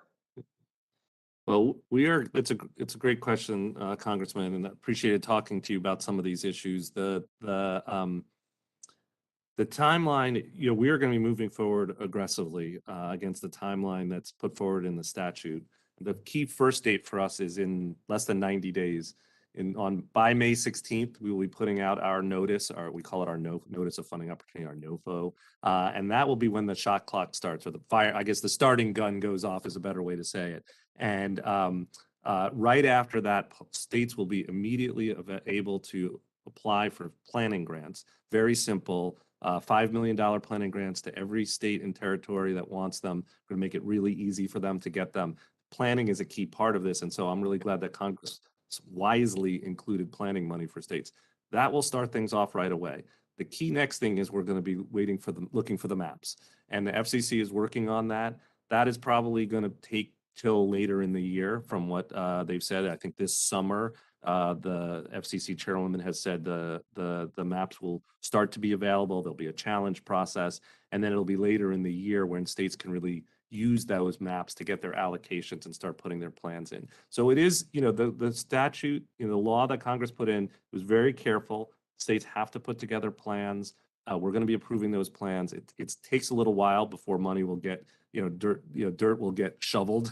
But we're going to work through it very as quickly as we can, given the process that Congress set forward. So where are the communities, who should the communities go to get the support? I mean, there's a lot of small rural counties and towns and communities that don't really have big grant writing operations. And, the understanding the myriad complexities of this legislation may be a little bit beyond them. And certainly they can call my office and everyone on the Zoom here, but who should they contact in your office? And when do you anticipate being staffed up enough that they can get a call back? I don't want to call you and you don't have anybody there. So give us some timeline.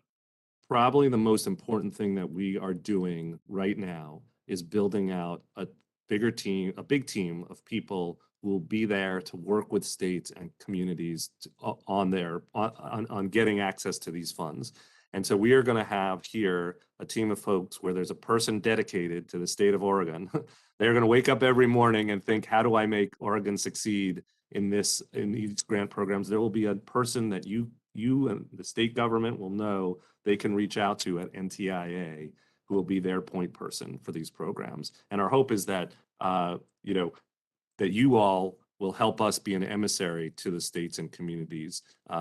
We will make sure you know who those people are here, and we'll make sure that you can help get anybody who's got questions. It's sort of be an operators are standing by kind of thing. That's the most important thing that we can do. When will that occur? When is it realistic for us? It is happening now. We already have a state broadband leaders network that's been around for a while. We are building out, and by May 16th, we will have a lot of that capacity in place so that when the starting gun goes off, people will know who to call.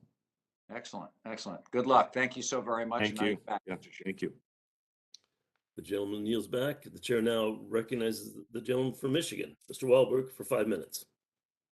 Thank you, Mr. Chairman, and Administrator, thank you for being with us today. And it's good to let you see that my technology actually works this time. I missed that the other day when you kindly called me. So it wasn't that bad, but there's been a lot of talk about preventing overbuilding, and I share those concerns, especially as we're facing serious workforce and supply shortages. If we don't have the workers to get the job done, this massive taxpayer investment we made for broadband deployment will mean nothing. To address this, NTIA was included as a member of the Interagency Telecommunications Workforce Working Group, which was created as a result of my legislation, the Telecommunications Skilled Workforce Act. Mr. Davidson, the working group is tasked with developing recommendations to address the significant workforce needs we have in the telecommunications industry. Can you please provide an update on the working group's progress? I hope you have some. Well, first of all, I can say that this is a huge issue and a huge opportunity, and we see the potential here. As you've rightly pointed out, we have a giant need, and we're not going to be able to implement these programs and spend these billions of dollars without workers to do it. Ideally, you'd want those workers coming from the communities where the building is happening. So we see a giant opportunity for more vocational training, more community college programs, all of those things. We are working with the White House on these issues and working to coordinate. I have to say, I don't actually have an update for you today on that working group. I'll be sure to get one for you right away and get back to your staff. Well, I'd appreciate that. I understand it's early into your tenure, so a lot to find out. But I am concerned, in all honesty, that the Biden administration's rollback of industry-recognized apprenticeship programs is a step, I think, in the wrong direction in growing the skilled workforce that we need. Given the immediate need, do you believe that all types of qualified training programs should be on the table to address the workforce shortage? I know that we need a lot of the workers, and I think we want to make sure these are good paying jobs for all Americans. We need the partnership. And I'm not familiar enough with the details of those particular programs to be able to tell you, but I know this is going to be an all hands on deck approach. I can tell you that's how we're looking at it. And we'll just look forward to leaning into the opportunity and I can get you an update on that too as I learn more about it. Well, we hope, I would lobby for the fact that we ought to be open to all qualified training programs that meet industry standards, whether registered programs or not. We need the workers. Let me move on. My staff recently had a call with Michigan High-Speed Internet Office, which will be the entity in charge of managing and doling out the NTIA grant funds in my home state. The office was only established in June of 2021, and though they've made some progress in a short amount of time, the office is behind other states in terms of planning and staffing. And so, Mr. Davidson, what assistance is NTIA offering the states to ensure that they are deployment ready, especially those like Michigan, whose broadband offices are playing catch up? So you rightly kind of point to a key piece of this, which is that especially for the state grant programs, the states are our critical partners. And we know this, like we are not going to succeed unless we are supporting the states. Honestly, I think that the most important thing that we're going to build here, that we are building here now, is that state support system. So we are going to have federal program officers. We're hiring right now a whole bunch of new ones who are going to be tasked with working with each state. And so that there is somebody here who the state of Michigan knows they can reach out to for any of their technical questions. We'll have it's sort of like an operators are standing by kind of thing. They will know that name. They will know who to reach out to here. There'll be somebody here who wakes up every day and thinks, how do I make Michigan succeed? You will know who that person is. And we are hoping that we can use you and the rest of the members of the subcommittee in Congress in a kind of whole of government approach to reach out to the communities in need. It's the most important thing we can build because we know different states are in different places on this. And Michigan, I know, has just created this office. I'm not even sure it's been funded yet, but it's going to be really important for success. Thank you. And I yield back. The gentleman yields back. And now it's my privilege to recognize the gentleman from Southern California, home of the Super Bowl champions, Mr. Cardenas. Thank you very much, Chairman McNerney, and like my colleagues have echoed, we're going to miss you on this committee, especially when it comes to this very, very important issue. You've been certainly a leader in many respects on this, so thank you so much for your service and for chairing the committee today. It's wonderful, as my colleagues have also mentioned, we're working in a bipartisan manner. We do that quite often. It's not covered in the news very much because I guess that's kind of boring. But we do a lot of boring, good, amazing work in this committee. For example, the BEAD program and the ACP, BEAD being run by the NTIA and the ACP program being run by the FCC. That leads me to my first question about how we're going to create that seamless ability to create not only infrastructure but access. Administrator Davidson, can you tell us briefly what your expectations are to make sure that we pull these two programs together and coordinate with those your two organizations? Happy to talk about it. Thank you for the question. You know, the ACP is that $30 a month benefit for broadband service, really transformative for many communities, incredibly important, administered by the FCC, as you say. We're going to be focused, our part of it really is on, well, first of all, I just say we know that affordability is a key issue here. It doesn't help a family if they have a wire running to their home if they can't afford the service on it. So it's essential that we think about affordability in the program.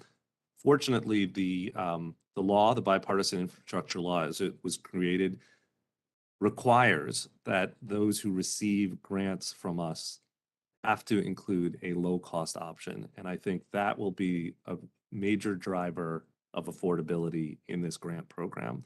We are working with, talking to, thinking about how those FCC programs will fit into the program. And so we're very aware of it, I will say. And as we construct how what a low-cost plan might look like, it's going to vary from place to place and state to state. different communities are going to know, they know that affordability it means different things in different places. So we expect some variation, but we also are very aware of the programs that are out there and want to work closely together. And it's something I've talked to the chairwoman about as well, how we can mutually reinforce the work that we're doing. I think ACP is going to be a key piece of making sure that people have that on-ramp onto the internet. And it's very important that we make sure that when it comes to times of emergency, especially in California, when it comes to wildfires and we see floods and other natural disasters around the country, and one of the requirements is to make sure that it's reliable and we have a reliable and resilient network out there. What do you say about that resiliency and how we plan on making sure that is the result that we're receiving across the country? Sure.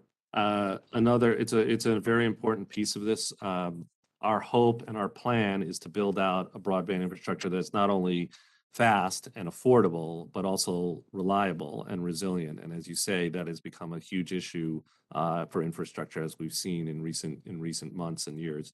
So we need an infrastructure that's designed for those challenges, and not just today, but in the future. That is going to be a key element of this. We're thinking about speed and capacity, but we're also thinking about how we can include in our requirements the ability to handle and have resilience in the future. So it's been something we've been talking to stakeholders about, and we've gotten some input on, and I expect we'll include it. It's something I'm sure the people of California know quite well about how to think about too. So welcome your input and love to work with you on it. Yes, I look forward to working with you on it as well. And in the spirit of bipartisanship, my colleague Rogers and also my colleague Soto touched on when it comes to technology and implementation and making sure that what is ready and accessible should be considered, and being technology agnostic to make sure that it's implemented. We get implementation as quickly as possible so that we can get as many Americans connected as efficiently and quickly as possible, and with long-term benefits as well. Also, I'd be remiss if I didn't mention the fact that in Indian country, as it's called, in our sovereign tribal nations, there's a lot of issues that they're concerned about, and we want to make sure that you give some feedback to this committee when it comes to how it's been going and how to help those sovereign nations access and be able to apply for these grants, et cetera. Because as one of my colleagues mentioned earlier, some communities just don't have the technical infrastructure to compete with other more fortified communities that are competing for those grants as well. So with that, my time's expired. I apologize, Chair McNerney, and I yield back. The gentleman yields. The chair now recognizes the gentleman from Georgia, Mr. Carter, for 5 minutes. Thank you, Mr. Chairman. Thank you, Mr. Davidson, for being here. It's a pleasure to have you. I wanted to talk about NTIA's lab, the Institute for Telecommunication Scientists, ITS, as I think you call it. I know that it conducts important tests and research to solve challenging technical issues and to use spectrum more efficiently. It's also one of the key drivers, I believe, in freeing up federal spectrum for commercial use. Can you please speak to the importance of ITS and what you envision it doing for over the next 3 years? Well, I'm glad you raised it. It's not necessarily always a well-known part of NTIA, and I've been learning a lot about it. It is really a national treasure. We have this lab that is based out in near Boulder that has capabilities, engineers, computer scientists, people who model spectrum interference and understand it, people who can do testing around spectrum and real research. And I will say it's never been more important. I think the recent months and the kinds of conflicts we've had over spectrum have made it clear how important it is for us to have real resources to come up with a common source of truth about where there is, kind of data that shows there are problems and where there isn't.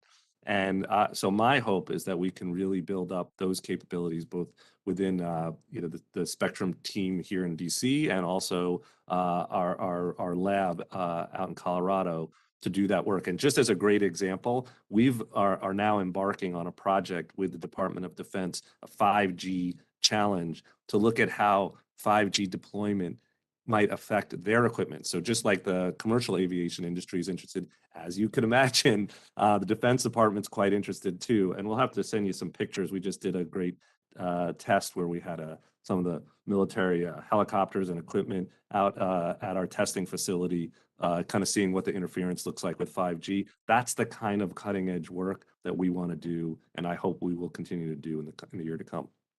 Well, good. I understand there's some legislation out there that would take care of ITS. And in fact, I think it's my legislation. So I hope that you'll be looking for it. Anyway, you just alluded to the fact that you're working with the Department of Defense, you're working with the FAA and others about the problem that 5G may have in the C-band. Can you describe the working relationships that NTIA has with the FAA, Department of Transportation, Department of Defense, along with any other interagency communication problems that need to be addressed? Well, I think we do meet regularly with these other federal agencies, and there are good mechanisms I call it sort of at the staff level for kind of technologists to meet with technologists, engineers to meet with engineers. We have the two committees, the IRAC, one of them, which has now been going on for quite a while. We have a group called PPSG, and I'm going to get the acronym wrong, but we have these working groups to discuss the technical and policy challenges. We know we need to strengthen those, and I think my sense is that we need to strengthen the political layer as well and make sure that coordination's happening, at the highest levels of our agencies. And so that's really why we need a national spectrum strategy. That's why I was glad to launch this initiative with the FCC chairwoman this week. And I just say, stay tuned for more. This is a high priority for us to make sure we're communicating well with the federal users. Mr. Davidson, you and I have talked before, and I've explained to you, as I think a lot of people know, there are two Georgias. There's Atlanta and there's everywhere else. And I represent everywhere else. And, we need broadband in South Georgia. And I get it. I know there are urban deserts, but at the same time, we are really struggling down here. And what I wanted to just say real quickly is that, and we've got the funds coming in the BIF, and they've been authorized, and now we're seeing what's going to happen. But I just want to make sure that we're not going to have any kind of undue regulatory obligations, such as product and service mandates or open access requirements, so that this would interfere with the deployment of broadband in the rural areas in particular. Well, as we discussed, you represent a very beautiful part of Georgia, as I know, and we want to work with you, and we want to make sure I'll just say, we are laser focused on fast, accountable deployment. That is our focus. That is what we are going to be what we're working on, and those are the issues that we're going to be thinking about: how to do that quickly and how to do it accountably. And anyway, I'll just say that's my focus. Okay. Well, thank you very much, and thank you, Mr. Chairman. I yield back. The gentleman yields back. The chair now recognizes the gentlelady from Illinois, Ms. Kelly, for 5 minutes.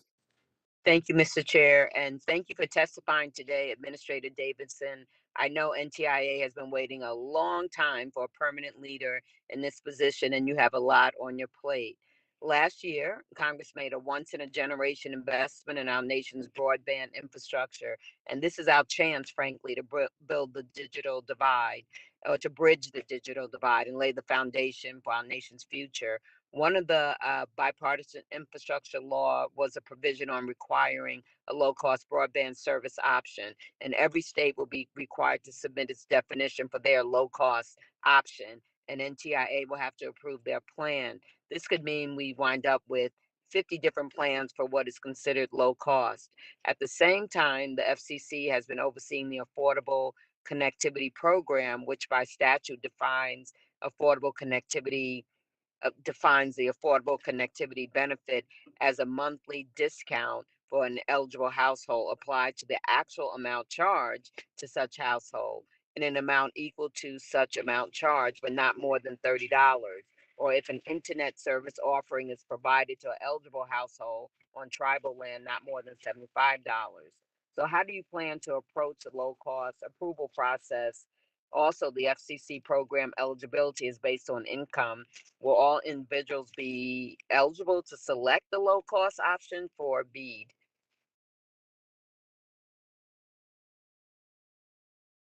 Well, thank you for those questions. And just start by saying, we know that affordability must be a critical piece of this. That just because there's a cable running to somebody's home doesn't necessarily mean that they can, a family can afford to get online. So we know we need to be looking at the full range of things that people need to be able to get adoption, and affordability is a piece of it. As you rightly say, our program the beauty of what the bill that Congress wrote, the law that Congress passed, is that we'll be requiring a low-cost option be available for any recipient of our federal grant money.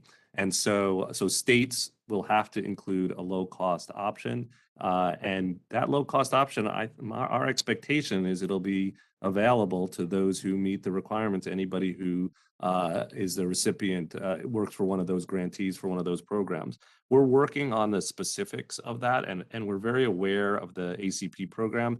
I don't think it's going to be a one-size-fits-all solution, the way that the program is written. In fact, the virtue of it is that different states can do different things. What Illinois needs for low-cost options probably could be quite different from what Georgia or Florida or Montana need, right? So we expect flexibility, but this is going to be a critical component. We're going to make sure states have good low-cost options available.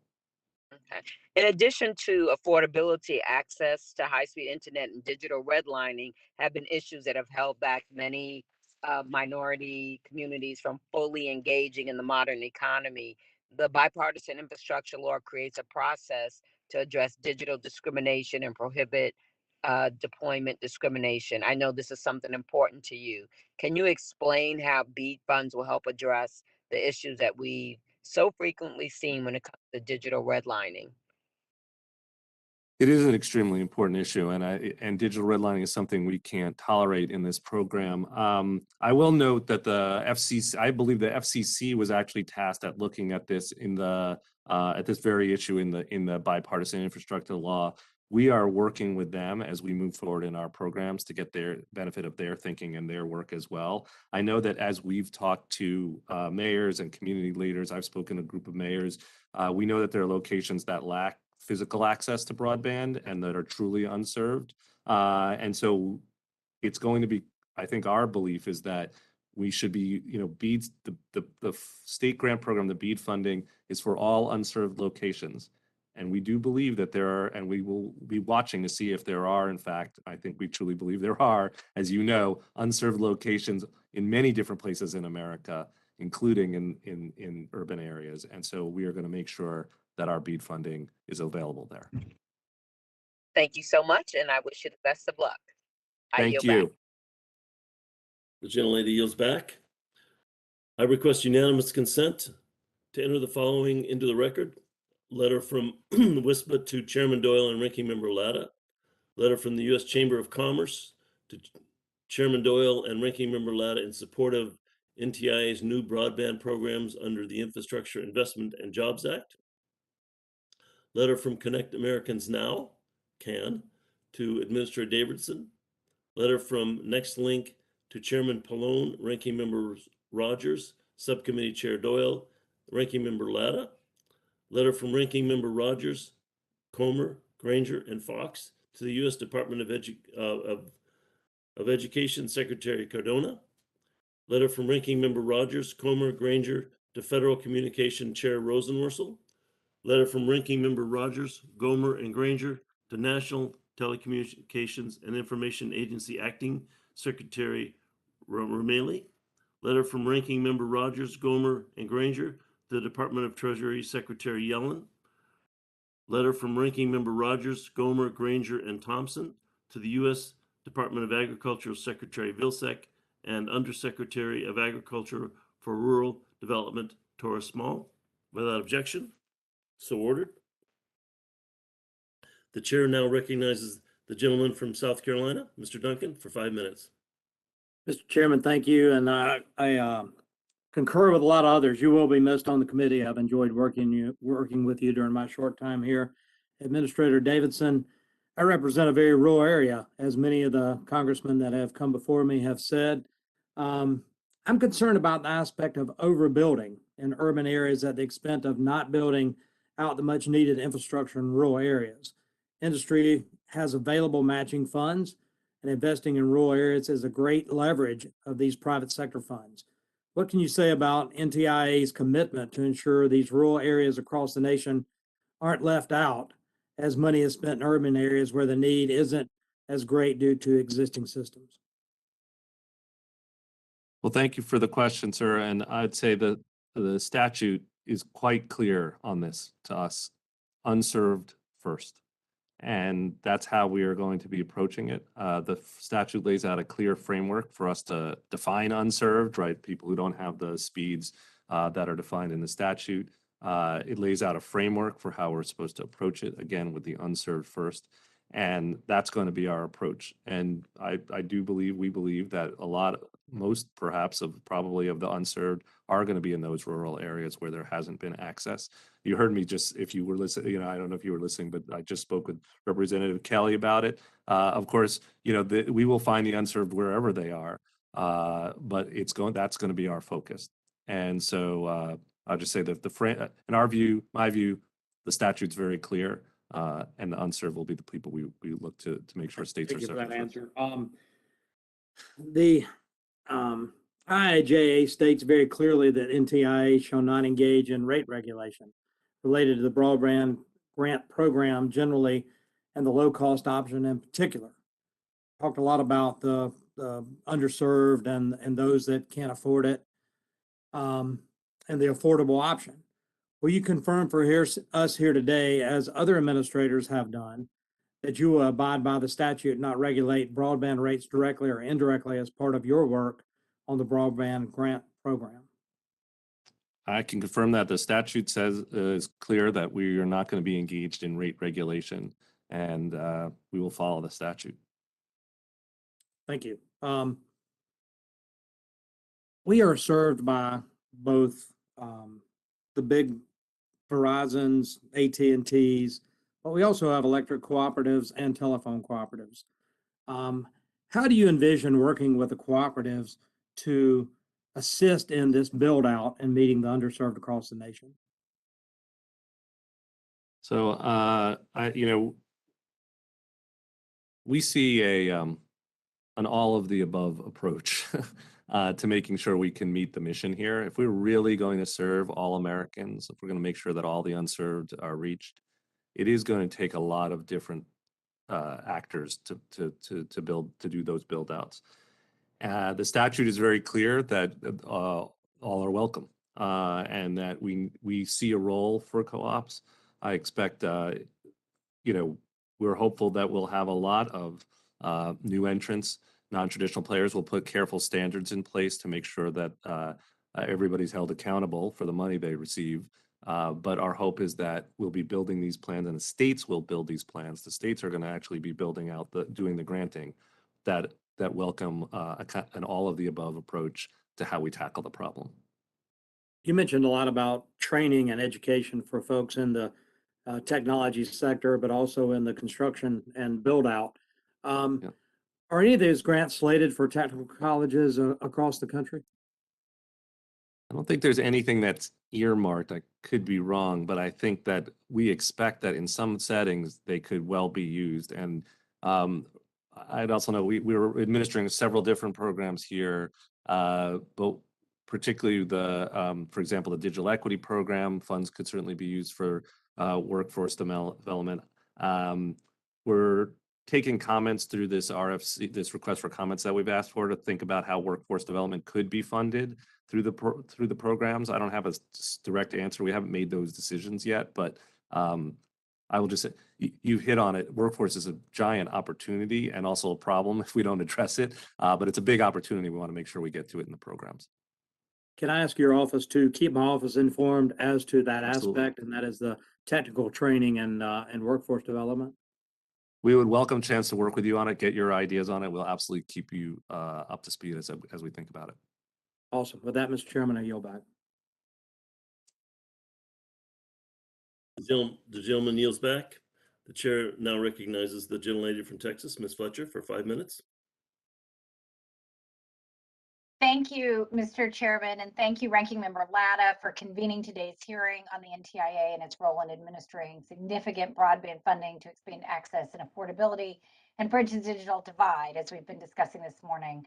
Administrator Davidson, thank you so much for joining us today and sharing your insights with us. This has been a very helpful hearing, I think, for us all.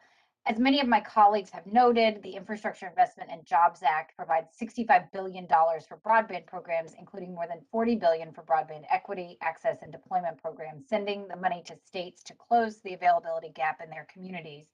And as you've already noted a couple of times, and several of my colleagues have pointed out, different states will approach things differently. And you've talked a little bit about the planning money provided for states. But I think we can reasonably assume that with this funding will come a flood of applications to deploy the infrastructure needed to provide these connections, and that flood of applications will strain local offices that are tasked with reviewing applications. Anticipating this issue, I introduced a bill, the Broadband Incentives for Communities Act, to support local governments as they process applications for broadband deployment by providing grants for hiring and training staff, purchasing and updating software, and updating their processes. It also brings all the stakeholders together under NTIA in a local broadband advisory council to promote collaboration and problem solving. So with that in mind, Administrator Davidson, I would love to hear your thoughts on the crucial role that state and local governments will play in effective administration of these funds, and a little bit about how you see state and local government as partners in the NTIA's goals when distributing the funds. Well, to start with, it's a thank you for that, and thank you for your leadership on this issue. It's really essential that communities, local governments have the resources to be able to participate in this, to be working with states on the plans, also to be doing the permitting. They'll need to. There's lots of different elements of this where we need more strength and capacity at the local level. In our view, states are, first of all, the statute is clear. States are required to consult with local communities as they develop their plans. And we are going to be making sure that is true as we review the state grant programs. We are thinking a lot about how we can support states and local communities. I think the most important thing we're building here is this kind of team of federal program officers who are going to be assigned to each state. And that's not just to the governor's office, that is about working with communities too. And so we might have to have 2 for Texas. I hear it's a big place. But, that is the kind of thing that we are working on. We want to partner with, I know there's some terrific private sector networks that are also coming on, and I think tapping into that will be very important. I would just say we would love to work with you on this issue as you develop your legislation, as we think about this. You're 100% right. We really need to be supporting these local leaders who, and giving them the technical assistance they need to participate. Well, thanks for that. Your answer anticipated my next question, but I think so much of this legislation emerged from the experience that we've had here in Houston, where I live, where we've had a very successful rollout of 5G and have local leaders really committed to making it accessible throughout our community. But we've also learned a lot of lessons about sort of the various permitting requirements, the various agencies involved, the importance of coordinating. And so a lot of the idea for the bill really came out of our experience here. And of course, we'd love to share that across the country and really address some of those issues on the front end. It is my understanding, with maybe the minute I have left, that a small portion of the eligible costs and activities for the BEAD program can be used for pre-deployment and planning costs like technical assistance and employee training and establishing capacity at eligible entities. So in your opinion, would additional assistance like this grant program that I've introduced for state and local governments to hire and train employees, purchase software, upgrade capabilities, facilitate these upgrades at the local level be helpful to ensure the effective use of the funds, as well as some of the other programs you described at the statewide level. We've got about 30 seconds left, but would Yeah, appreciate so I would just say, something like what you described would be enormously helpful, and we would want to work with you on the details and to dig into it. But we're doing planning grants to states. That's just the tip of the iceberg. A $5 million planning grant to states is meaningful, but it doesn't reach all the communities that need it. We would love to think with you about how we could do that better and take advantage of the resources that are out there. Critical to get the people the technical assistance they need. Well, thank you so much for your partnership. I very much look forward to working with you, and thank you for your leadership of this hugely important process for our entire country. So with that, I will yield back, Mr. Chairman. The gentlelady yields back. The chair now recognizes the gentleman from Utah, Mr. Curtis, for 5 minutes. Thank you, Mr. Chairman. This has been a great hearing. Appreciative of my fellow members and their questions, and Mr. Davidson. Thank you. I think everybody is looking forward to your service with optimism with what can be accomplished. I'd like to make 3 points and then ask a couple of questions. And these points come from the perspective of being a former mayor in a city that did municipal broadband that was actually unsuccessful. And I'd love to have a thoughtful conversation with my colleagues about municipal broadband. Having gone through that experience myself, I think I see certain things that not everybody sees. It's frequently referred to as another utility. One of the big differences between broadband and power or sewer and water is that the cities hold a monopoly on those things. And let me tell you, I loved having a monopoly. It's a great way. You can't fail. And of course, municipal broadband isn't that way. It's also something that goes so quickly. For instance, we installed our fiber network and tried to sell it 9 years later, and we was told it was worthless because the technology is outdated and it would require another massive investment from our city. The second point I'd like to make is this money is fantastic and it's going to do a lot of good things. But in my district, we see that money is not the only impediment, and permitting is a large problem as well. 90% of some of my district is owned by the federal government, and permitting across these federal lands is a huge problem. The third point is that I'm not sure we fully thought through a one-size-fits-all answer for speed. And when we're mandating speeds of 100 down, just for the fun of it, I'm here in my district office. I'm on my cell phone now. A little earlier, I tested the speeds in my district office, and we were working on 18 megs down and less than 2 megs up. And that's a fifth of what we're requiring from providers. And so, Mr. Davidson, you and I had a chance to talk about this. I represent part of the Navajo Indian Reservation. We spoke yesterday after you and I talked. And they asked me to bring this up with you. They have parts of their reservation that don't have running water or electricity. And we're just not going to get fiber in there, and they want to do fixed wireless, but are prohibited from this. And so I guess my question for you is, am I missing something? Are there technologies that could get this 100 megs in, or we miss something in the legislation where we're not taking into account certain geographic areas of our country? First of all, thank you. Thank you for the questions, and thank you for the conversation the other day. I really appreciated your insights, and particularly the work that you've done when you were a mayor in Provo. It's very insightful. So thank you. And by the way, I hope your puppy's doing well. I got a chance to see that adorable 10-week-old. That's amazing. And hopefully not chewing the cables anymore. So this is an important question, and I do, the statute is clear, right? That that what's contemplated is building out, when we're funding, we're going to be funding things that meet these requirements for speed and latency. And our sense is that there was a strong reason behind it, which is that we wanted to make sure that we're investing in infrastructure that's going to stand the test of time, so that we're not coming back here in 10 years and it's saying to Congress, well, you gave us all this money, but the networks are now too slow for what we need 5-10 years from now. And So I don't mean to jump in on top of you, but please. We have 5 minutes, and you and I can have a longer conversation. In other words, I worry that, remember flip phones? If we would have tried to future-proof flip phones, we would have said they have to open quicker, right? And there's just so much we don't know. And I worry a little bit about that. I think really, Mr. Davidson, I think what I would ask of you in this hearing is that you'd engage with us in the Navajo Nation about what answers are out there for them, and are there other grants that fit outside of this? If if these won't work, and maybe kind of take this as a special project. Well, I would welcome the chance to do that, sir, and to engage with them particularly. And this, we are not taking a one-size-fits-all approach.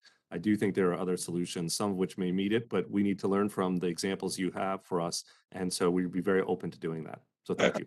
I appreciate that. By the way, they told me yesterday they have 88 requests into your office. So I'm sure there Excellent. lots to do there. Just quickly in the last few seconds that we have, permitting, just a request of you to work with your other federal agencies. I know that like I'm talking BLM and Forest Service and all of these agencies, but we had a case where a grant was given and they couldn't get the permit before the grant expired.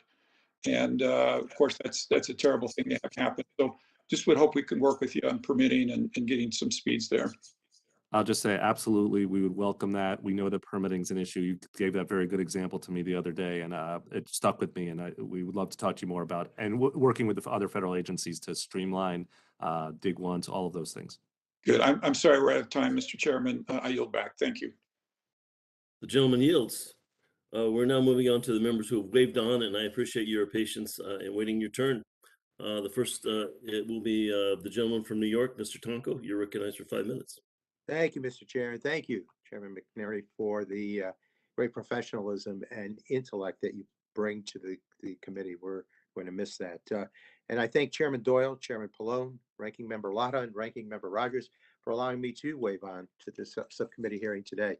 And of course, a huge thank you and congratulations to Secretary Davidson for being here with us. I'm so excited to hear about all of the great work going on at NTIA. I know we both agree that broadband access is essential in the 21st century, and the pandemic has only highlighted how many Americans are still not able to access this vital way to communicate, to learn, conduct business, and to engage in the democratic process.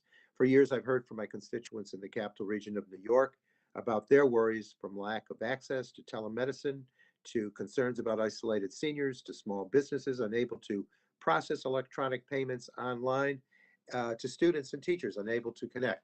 The major limitations that come from a lack of quality internet access is one of my many reasons I wanted to join the Energy and Commerce Committee and to work on broadband legislation. Last year, my Access Broadband Act was signed into law, creating the Office of Connectivity and Growth, which now tracks and coordinates federal broadband investments. And the Infrastructure Investment and Jobs Act devoted a whopping $65 billion, as we all know, to expanding quality internet access. We're off to a great start, and I'm excited about the progress we've made, but I'm still hearing from constituents, including those in Rensselaerville, where 16% of residents lack internet access, who are reminding us that the work isn't done. I look forward to continue a productive partnership with NTIA and to make certain we get this done and we get it done right. So Secretary Davidson, I was very pleased to see the first Access Broadband report come out in December. Can you provide an update for us on how the setup of the Office of Internet Connectivity and Growth is proceeding? Well, thank you, Congressman. Thank you for being here. And thank you for your leadership truly on the Access Broadband Act. Creating the OICG, as we call it, the Office of Internet Connectivity and Growth, really set NTIA up for success in many ways in terms of coordinating federal investments on broadband, hugely important. I will say the organization is wonderful. And I would say that actually about a lot of parts of NTIA, but part of what I've been really struck by is just in arriving here, how dedicated the team is. We have a very smart and experienced group of people. We've been hiring more and are going to be hiring a lot more. That office is going to grow quite a bit, but the team that is here is expert. They've invested in relationships around the country that are going to be important. They've created things like the Digital Equity Leadership Network and the Broadband Leaders Network, and those are hugely important things. And I will say there is a spring in people's step around here. The opportunity is historic. Everybody knows it. This is going to be like rural electrification or building the highway system. We are excited to be part of it. And I just say thank you for your leadership in setting up that group. They're doing very well. My pleasure. And what is the impact of the new office on the implementation of the $48.2 billion piece allocated to the NTIA for broadband investment programs in the IIJ Act? They will be leading it. This office is the structure we're going to be using to build out all of this work. The grant programs are going to be administered there. The federal program offices are going to be housed there. We're going to be taking advantage and leveraging the work they've done, the expertise they have, the minority community network that we're building. It's all housed now in this office, and that's going to be the structure that we're growing.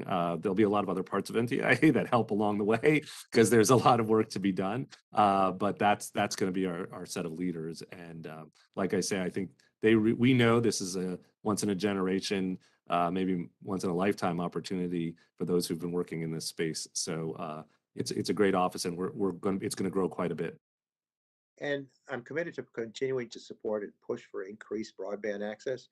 What additional resources would be helpful to your efforts at NTIA to get all Americans connected to high quality internet as urgently and efficiently as possible? I think there's both resources and there's different kinds of resources. I'd say, first of all, even aside from the state grant program, the existing grant programs we have, for example, around tribal connectivity or broadband infrastructure, they've all been oversubscribed. We get 5x, 10x, much more people asking for money than the funds we have to give. It'd be interesting to see how digital equity rolls out. I think that maybe that the market shows us that there's a lot of appetite out there that we can't even reach. And then the last thing I'll say is your partnership, and I say that collectively to the subcommittee, is critical. Like, this is a whole of government approach. We're going to need to offer a lot of assistance to states and communities to be able for them to participate. You folks are a key partner for us in doing that. Well, thank you. I have a few other questions that I'll get to the committee to get to you, but appreciate your responses. And Mr. Chair, I yield back. The gentleman yields back. The chair now recognizes the gentleman from Pennsylvania, Mr. Joyce. Thank you, Chair McNerney and Ranking Member Latta, for allowing me to wave on to today's Communication and Technology Subcommittee hearing. And thank you, Administrator Davidson, for testifying. Connectivity continues to be a serious issue in my district and the Commonwealth of Pennsylvania as a whole.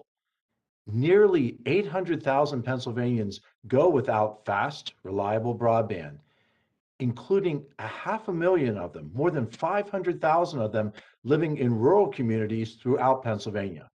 Now, more than ever, we must work together to bridge that digital divide. This is why it is so important that we steer funding to areas that are in most need of bridging that digital divide. Mr. Davidson, we've heard a lot of concerns from our side of the aisle about using these federal funds to overbuild broadband in areas of the United States that already have access. But the only way to avoid this waste of taxpayer funds is by using accurate broadband maps. The law is clear that NTIA may not distribute the vast majority of broadband money until the FCC's new broadband maps are available. However, I'm concerned that states might try to sidestep the FCC's maps and rely on their own inadequate data in addition to the FCC maps, which could lead to duplication with other federal programs if not done correctly. What steps are you taking to ensure that states use the FCC's broadband maps when making awards to subgrantees?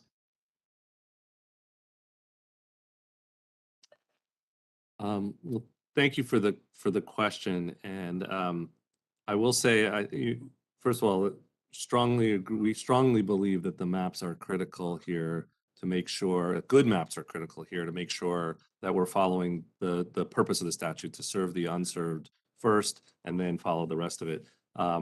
We will be using the FCC maps. It's clear from we were going to follow the framework of the statute.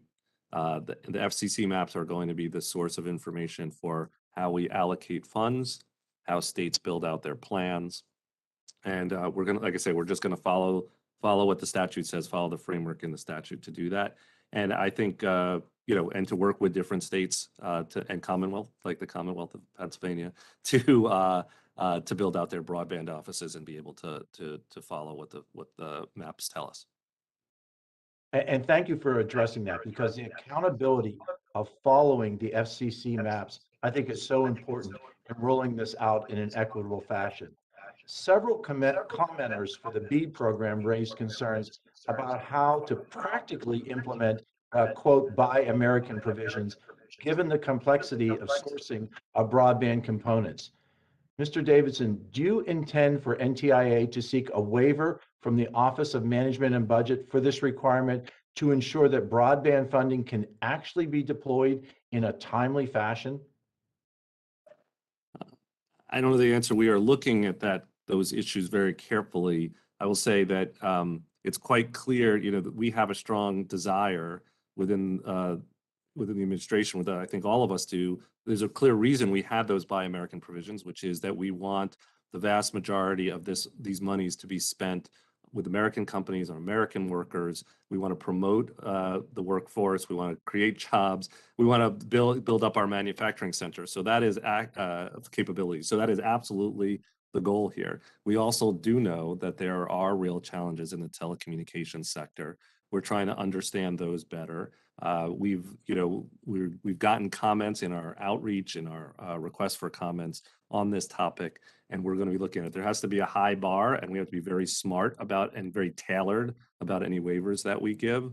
But we appreciate the overall goal of this, which is to make sure we're building the American economy first, but we also do need to be able to do these deployments. So we'll be looking at it carefully.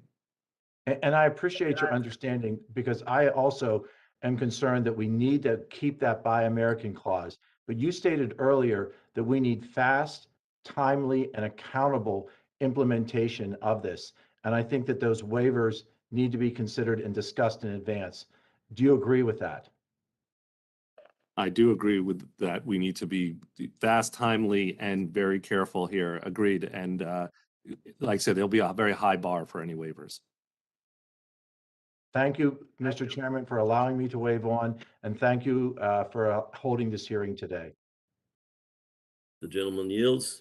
It's now my privilege to introduce another member from the home of the Rams, Ms. Buttergone, for 5 minutes.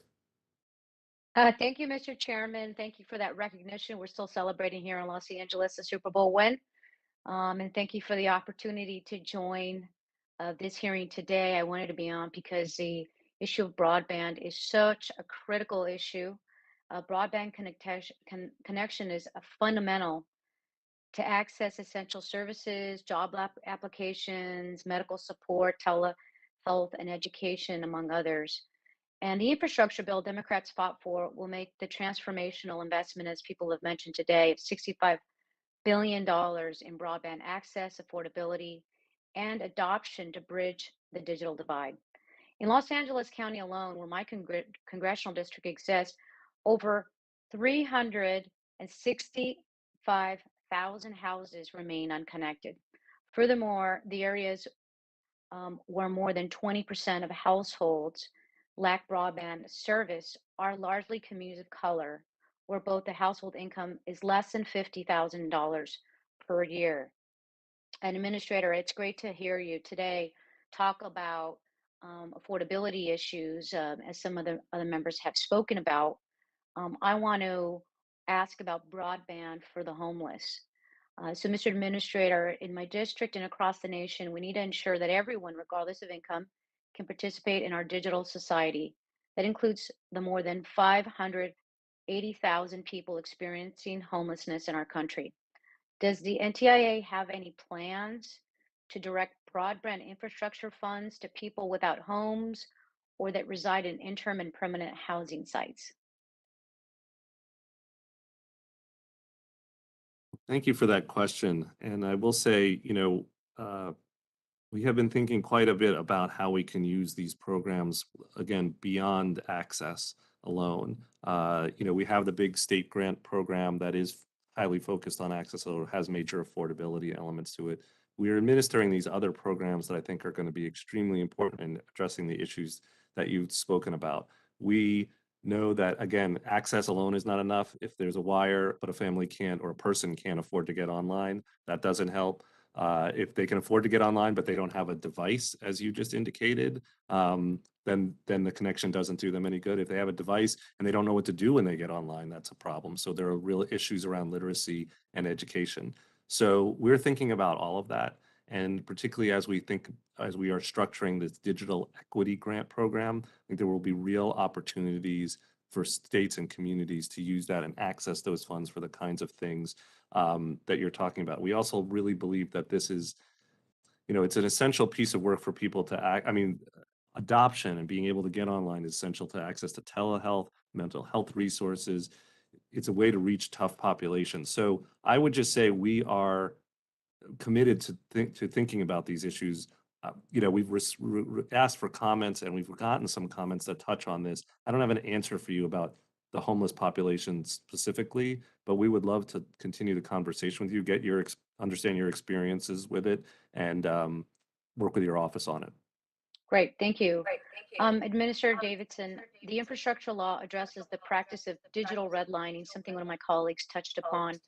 The redlining is where broadband providers choose not to deliver high-speed internet services to certain parts of their service area, usually low-income minority areas. The bill requires the FCC to develop rules that prohibit digital discrimination. How will the NTIA coordinate with the FCC to share data and information about providers engaged in digital redlining? Well, as you rightly note, the FCC has the lead here under the Broadband Infrastructure Law to look at this very issue. We are in conversation with them about a lot of different aspects of how we're going to implement these programs, including this. We're going to work with them as we move forward to make sure we get the benefit of their thinking on this.